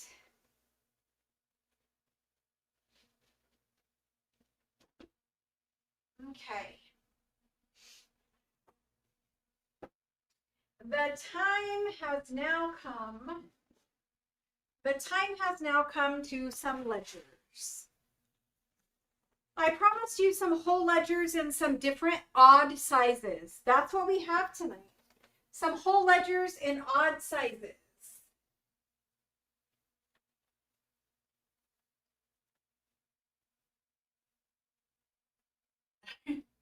Just walked all the way around the table. Okay, I have a bunch. These are tall, skinny ones. Sorry for shaking the camera. Anytime there's something heavy, apparently it's bumping something and shaking the table. That camera leg over there. So let's take a peek, because there's some scruffy ones. These two are definitely scruffy and on the cheaper side, I believe. Then we have some really nice ones that are big and have a lot of pages. And there's a couple that are the black cloth ones. And a lot of these are full of writing and beautiful writing.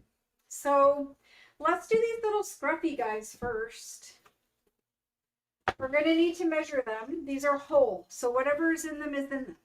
If there's something for $1 million, then it's in there, and you get to stay. It gets to stay in there.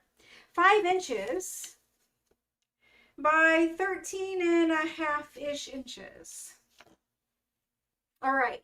Thank you, guys. Thank you for all the support and love tonight. And thank you for those who are participating in the Facebook group challenge. Thank you. That's so nice to see you guys participate. So this guy's a little scruffy. We've got Florette and blue. It's a little French label, Florette, and blue marble paper, which is gorgeous. But then we get super scruffy. It's from 1881 or 7. And super scruffy. It's coming apart right here. There's nothing missing, but it is coming apart.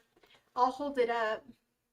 The writing is beautiful, but it has been crossed. So it's a tall, skinny. You've got the perfect tall, skinny journal pages. If you like making tall, skinny pages, I guess it's thick, but it's 1 page. If you like making tall, skinny journals, these pages are perfect. You can cut the length off or fold it up as a pocket. But these are perfect, and they'll come out as a folio. Apparently not this one. Is it 2 page or is it 1? It is 2. I know it is 2. There's 2 pages. It will come out as a folio. You can fold up the bottom or cut it off. The ones in the beginning are pretty scruffy. The ones in the middle, they might get a little better or they might get a little more scruffy. This is the one I called scruffy. There's a lot of pages in here. There's some loose pages. That guy there. Some loose ones there. I mean, honestly, I would just take this and sew this right into a signature. Fold that up. Oh, I'm going to do it to somebody's journal right now. I'm going to fold this up and it's going to be pockets. And then this is your page. And you can have 1 pocket on one side. Now they're going to sew in a journal, so that's got to be separated. 1 pocket on one side, 1 pocket on the other. There we go. So here's your little journal page. Pockets on both. Okay, anyway, this is now in somebody's journal. Sorry about that. Sometimes I can't help myself.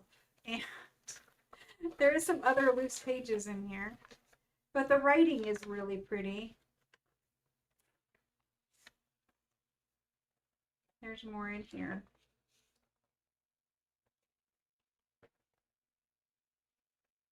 Little notes. But there's a lots of pages.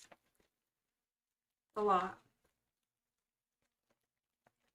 I told you the writing is really pretty. It gets even prettier back here. A rare uncrossed page. But it is really pretty. I don't know. I'm hoping there's a couple that are uncrossed. The cross doesn't bother me. I'll still use them in a journal. But I know you guys all... I think you see it and you don't know how. You don't know how to use it, or you're afraid someone will think that this is like damage.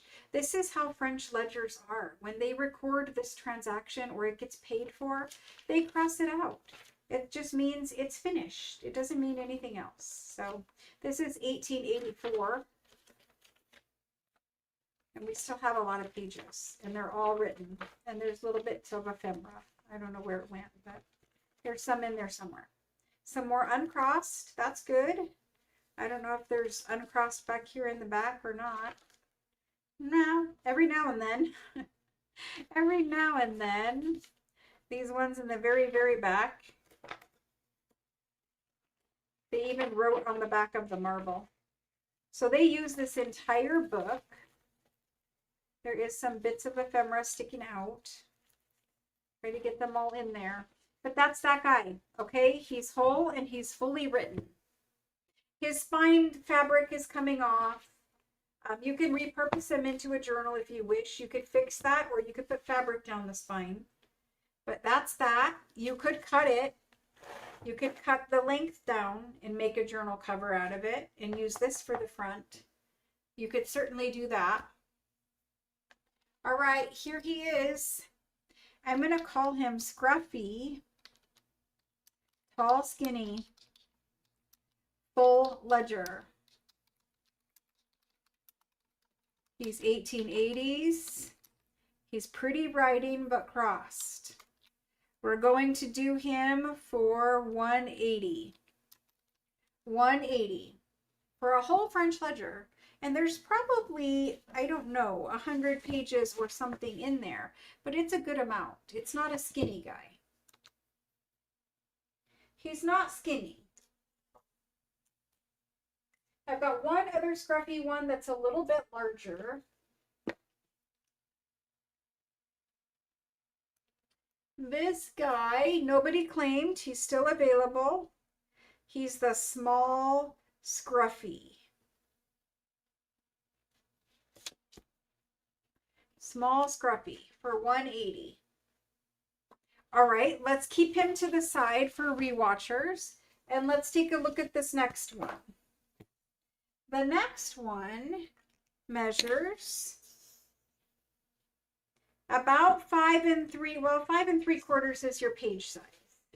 5 3/4 by 15 3/4. He had green marble, but he's had water in him. So he's super scruffy. He got a bath. And you can see in here, this used to be mold. It's not mold now. But he's super scruffy. And he's got all these pretty little pink dots all over in him. And what that is these pink lined ledger pages, when they had water, like rainwater or whatever, dripped all over it, some of this pink bled. And so you can see it looks like it's been rained on. It looks like it's been rained on. There's nothing on this paper now. It's just the ink and the pink little spots. Right? But you can see this one is early. It's 1886 right here. Beautiful writing, some crossed, some not. We get further into it, about 10 pages in, you have less water damage. That's 2 pages. About 10 pages in, less water damage. And then this one, there's a couple more pages. That guy. Little written letter in here. This guy, blank, basically. Little bit of red writing, little bit of red, blotter sheet. Little bits at the top only. And then we go to blank. So that's the back of the book. That's the very back. There's a little piece of ephemera in here. I can't get it out. It will come out eventually. There's that little telegraph. Blank pages, blank pages. All of this right here is blank, tall, skinny, pink lined ledger paper. It is pink, and I'll show you like some speckling on it. Pink lined. There's some speckling on some of the pages. Little foxing, little speckling. But there's a good section of blank there. There's a good section of blank. So all of this is usable in a journal. I would definitely use that. The front part, there's this much writing. So writing to blank, there's far, far less writing. And these early pages here, you can throw them out. I mean, they're pretty grungy. But the midsection, usable. The outer cover, honestly, I would probably toss it. It's just got water damage to it. So we're going to do this one. Now, this is the larger of the scruffies, okay? This is the large scruffy. Whole French ledger. And this guy, even though he's larger, he has less writing. He has fancy writing, but it's less writing. And so we're going to do him at 85. He's 85. I need cake, guys. Where's the cake talk for tonight? I was talking to my girls and I was saying to them, how much do you know about Marie Antoinette? We were talking about it and I was telling them some things. And one of them says, didn't she say, let them eat cake? I don't know if she actually said that or not, but let them eat cake. Let us eat cake. This one is going to Leanne G for 85. That's a good pickup, Leanne. Thank you. Leanne G. Thank you, thank you, thank you. The other one, a little bit better condition, and he's 180. I don't know if she actually said it or if it's attributed to her. I don't know. This guy is the nicest. He's green. He's got green suede. He's beautiful. And, oh, let's measure him. Page size is about 7 by about 15.5 or 3/4. Yeah, I don't know. I don't know what she said. But anyway, there's a little address up here. I have no idea. Nobody probably does at this point. This is the big guy. He's got 500 pages. He's got 480 pages. 480. That is an odd number of pages, but he does have 480. There is a big old bunch of pages here. I'm going to try to get him on camera. 480 beautiful written. Beautiful written. This is not scruffy. This is nice. 480 pages of French writing ledger. And it's a different size. So I'm going to hold it up. This is the beginning part. This is 1885. 1885. This is the middle part. This is 1886. The camera lighting is pretty down too, so you really can't see the colors of the pages. The back part at 400 is 1887. And here's really what the page color. All of you guys just thought you were buying brown paper. You weren't. The lights were down. This is 0. Actually, it's still -3. It's not quite to 0. There's what your pages look like. And all of yours also were lighter that were just sold.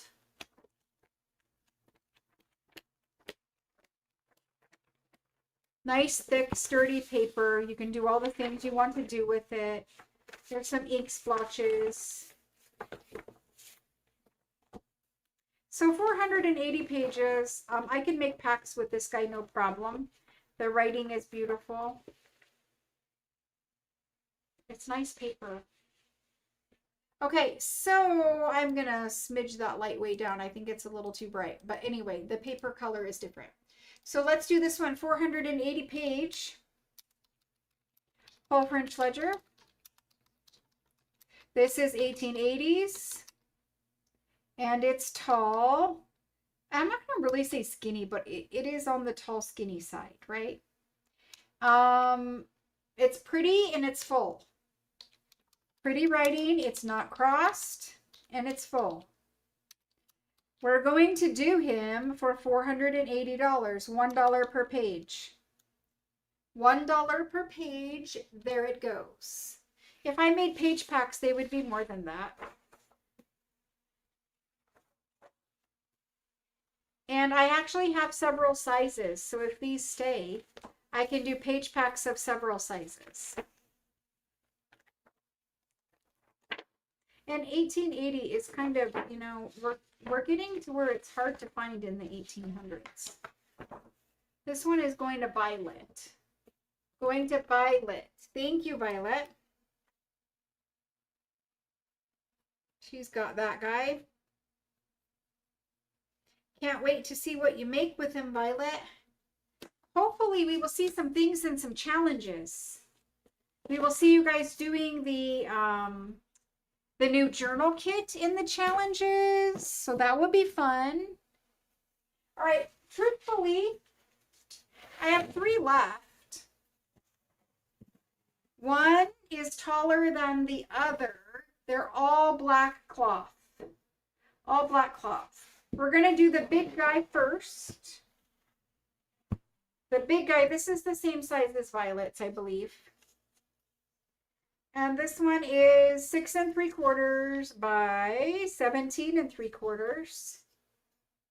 Thank you, Violet. Black cloth, it's just black cloth all the way around. It's not really a lot to write home about that one. Inside, again, he's very tall. He barely does not fit on camera, so I'm going to try to show him sideways. He's very tall, and he's very much like the one Violet just got. So he has an astronomical amount of pages as well. And his are double numbered. So 245, 245. That means we're really at page 490. And then there it goes to 490. Oh my gosh. It goes to 492. 492 pages. So it's roughly 500. But just like Violet's, it has beautiful, beautiful handwriting. This one has red ledger lines only. There's no blue in here. It is all red. That matters, right? That matters. All red lined pages. The dates on this is 1883. 1883. It's probably the book right before Violet's. Look at the writing on these pages. Look at the writing on these pages. See them? Very pretty pages. Yeah. Well, there's 500-ish of them. Oh, there's some ephemera. A blank page. And another, and some more. There's little secrets tucked in here. Okay, well, anyway, it's beautiful. There's that guy. And he is a 490 page, full, beautiful writing, French ledger from 1880s. And we just did the other one for $1 a page. I will do him for $1 a page also.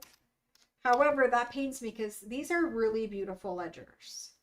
So if you want that one, there he is. And if you don't, I will make page packs because he's beautiful. We're going to call him the Large Beauty. Large Beauty.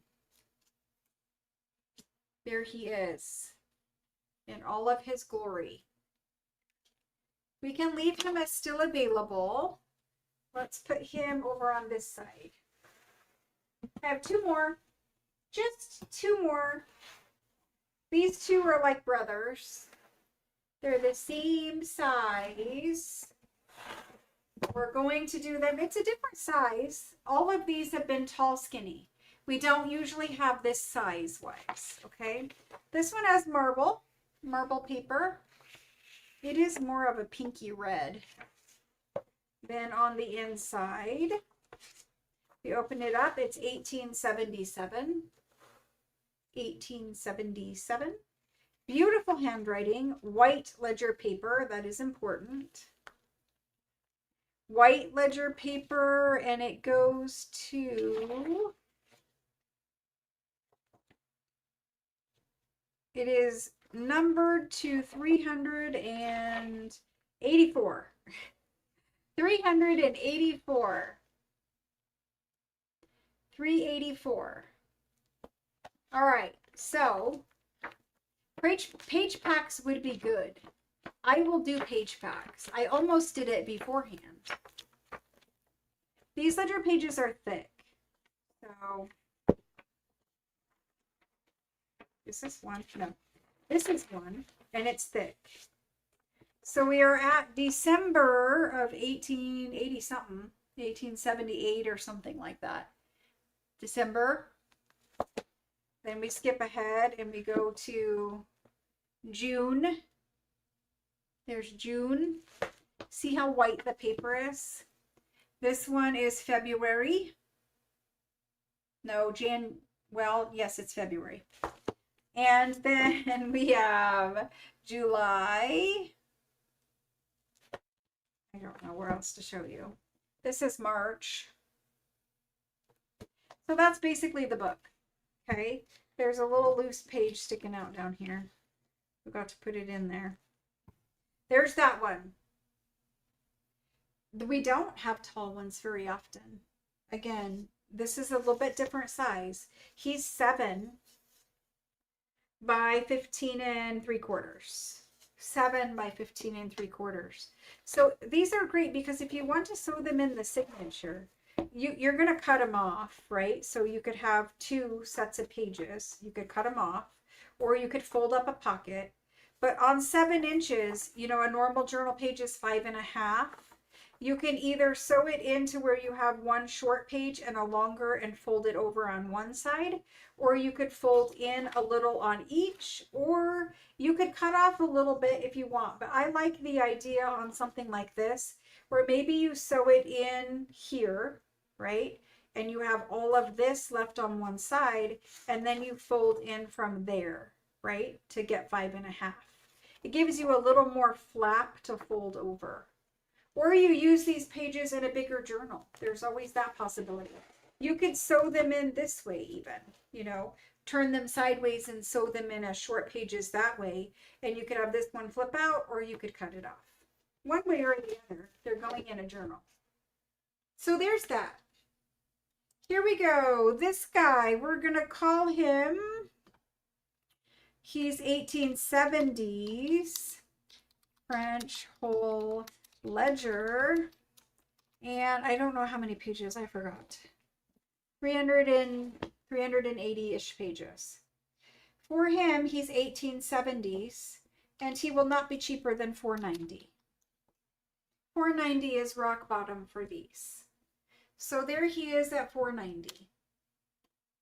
I will do page packs if they don't sell. There is another one that is very similar to this one. Oh my gosh. Let's try to write $4.90. Isn't it 7? It is. My body knows when it is 7 o'clock. This is 1870s pretty. 1870s pretty. $4.90 for 380, 90-ish pages. White thick paper from 1870. There's that guy. He's going in the unsold. People claim these later all the time. That's all good too. You can text me to claim. You can text me to claim. If it's still available, then it's yours. This is 6 3/4 by 15 3/4. It's a black cloth one, same as the last. A little more wear back here on the back, plus some book crumbs from my desk. Okay, this one has some pretty fall end paper in it. It's like hurting your face to look at, but it is a, I don't know, diamond shaped plaid pattern. I don't know what you call this.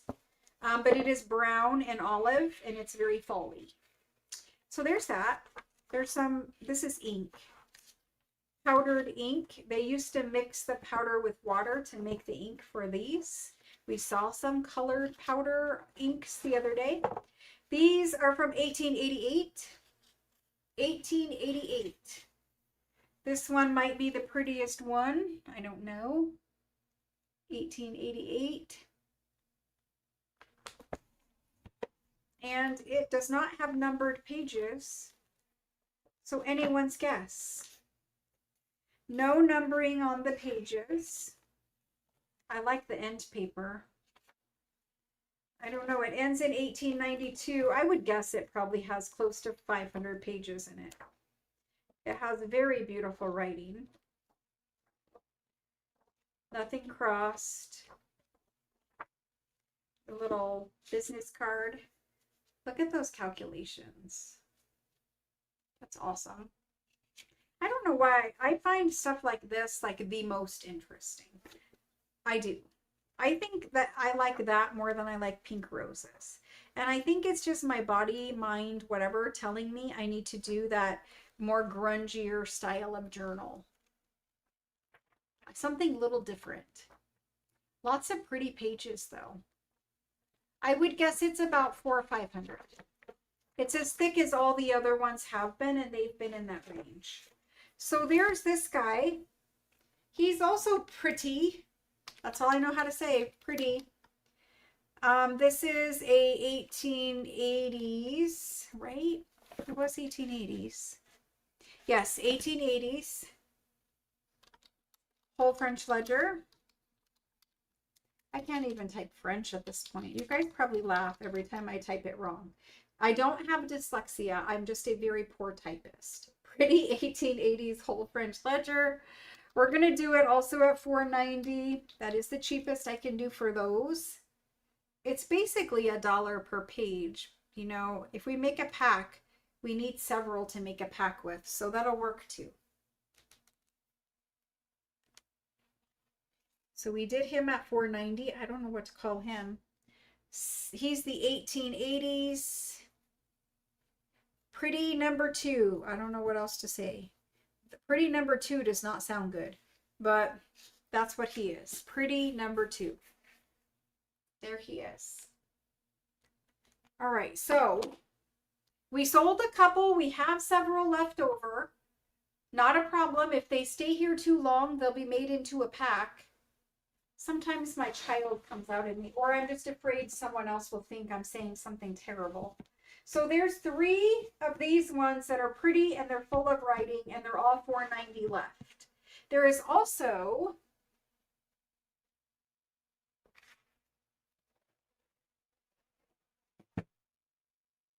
this little scruffy guy for $1.80. And he has a lot of fun pages in him. He does have a lot of fun pages in him. And he's $1.80. Can't get it to show you this because the lighting is turned down and it just makes me glow. I don't know what's up, but it does. So anyway, those are the ones that are still available. Cool. It is a nice pack. It's going to be fun. It's going to be fun. All right, so let's see what else we have. We have these guys. Where are they? I don't know if you guys are in the mood for those, though. You might not be in the mood for those.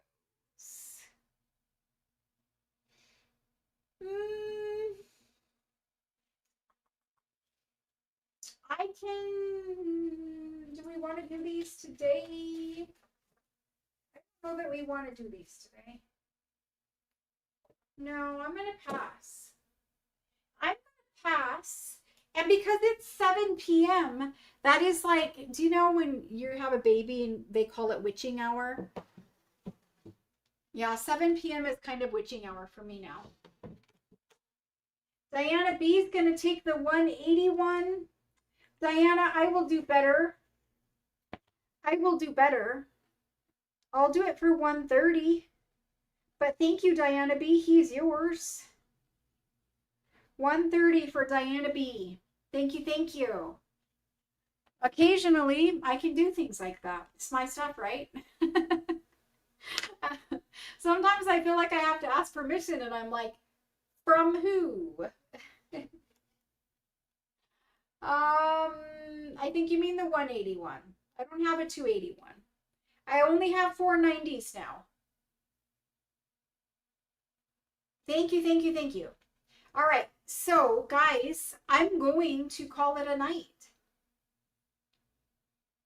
Carol, it's made with the small prune plum or Italian plum. It's seasonal plums. Well, I don't know what you guys are talking about. Dumpling, potato wrapped around the plum and boiled, fried in breadcrumbs with butter. Well, that sounds amazing. The Real Housewife of Crafting. That sounds amazing. What is it called? I don't know what it's called. I can't follow the whole conversation. But that sounds amazing. Potato dough.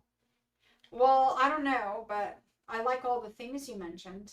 So I'm gonna switch the camera back around. We're gonna wrap up. This just gives me a little bit earlier bedtime. I told you I've been having trouble. I've been having trouble making it past 7 for sure.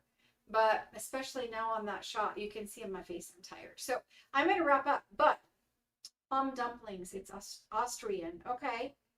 Plum dumplings. That sounds good. I liked all the things in it. So do you guys ever watch the Victorian cooking shows or any of those old recipe channel things? I think that's amazing. I'm never going to do it, but I do enjoy watching other people do it, and I wonder what it tastes like and where I can find a restaurant where I could go and order one because it looks like an incredible amount of work to make. But anyway, just not me. The only thing I've made so far in my new kitchen, other than like cooking food that's already prepared, is pasta. And that is super simple. So I haven't made pancakes. I haven't made any food. I put things in the oven that other people prep for me. And that's good. Like Costco makes these trays of food and you could just buy it and put it in the oven. That's all I have time or energy for. So Thanksgiving will probably be the very first meal I actually cook at this house. I think we talked about that the other day. Have to eat it with sugar? A potato with sugar? That sounds interesting. I wonder if you could do it with like a plum and a sweet potato. Maybe. I don't know. I did show the new kit, Francine. It was earlier today. In the live sale, I showed it, but I didn't show it anywhere else. You guys always get to see the kit first here. I'm sorry I'm wrapping up early. I know some of you guys plan your night, and I do apologize.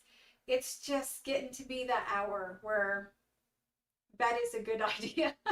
I'm having trouble typing and it's just getting to be that. So anyway, a humongous thank you to all of you. A humongous thank you to those of you who are Junk Journal Kit subscribers and for those of you who picked up a single kit this time. We're going to do the tally, figure out where we're at. On Thursday, I will let you know if more journal kits are available. If you are re-watching this and you missed ordering the journal kit earlier, please text me to order it.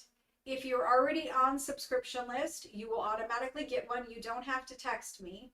But I did ask everyone to claim here tonight just because we get 2 lists and then it's too hard. So anyway, everyone claimed live, even subscribers. If you are a subscriber and you did not yet claim, you don't have to. You'll still get one. If you are not a subscriber and you need a kit, you should text me as soon as you can because kits will sell very quickly if we have any left. I will do some ads. I see a couple requests. Let me get those ads, but thank you so much for joining. Thank you so much for the support for the kit. Again, that warms my heart and I can't wait to make it with all of you. So let me get these ads to make sure we're good. I'm trying to read all your all caps comments, making sure I got those. Thank you, thank you, thank you. I just need to get over this shot stuff or something. I don't know. The 7 p.m. bedtime was way before the shot. Anne would like a Maria Ephemera page pack. I think you mean ephemera kit. Maria Ephemera. Let's get Maria Ephemera. Maria Lace is gone. Marie Junk Journal Kit. That's good. Marie Ephemera pack. There it is. There's my spreadsheet with it on there. We're going to put on Anne A. Anne A is getting that pack. Thank you, Anne. Looks like we still had a couple available. Thank you, thank you, thank you. Trying to read your chat from way back here. Otherwise, they get too close into in your face. Oh, look at you guys. You guys are so sweet. Saying goodnight to everybody and sweet dreams. Yes, absolutely. Thanks for joining. Sorry to cut it short. I just need a little bit more sleep, I think. And then I'll be back on Thursday and we'll have whatever we have. I don't know yet on Thursday. So take a look if you came in late and make sure that if you need to add something, you send me a text. Again, sorry for the reminders about the billing. We will try to get that done earlier so that there's not like a bill and an invoice or an invoice and a reminder back to back. We are working on that. Thank you very much, guys. I see Francine for the ephemera pack. I will add that for you, Francine, for sure. Thank you guys so much. I'll see you guys again on Thursday. Bye.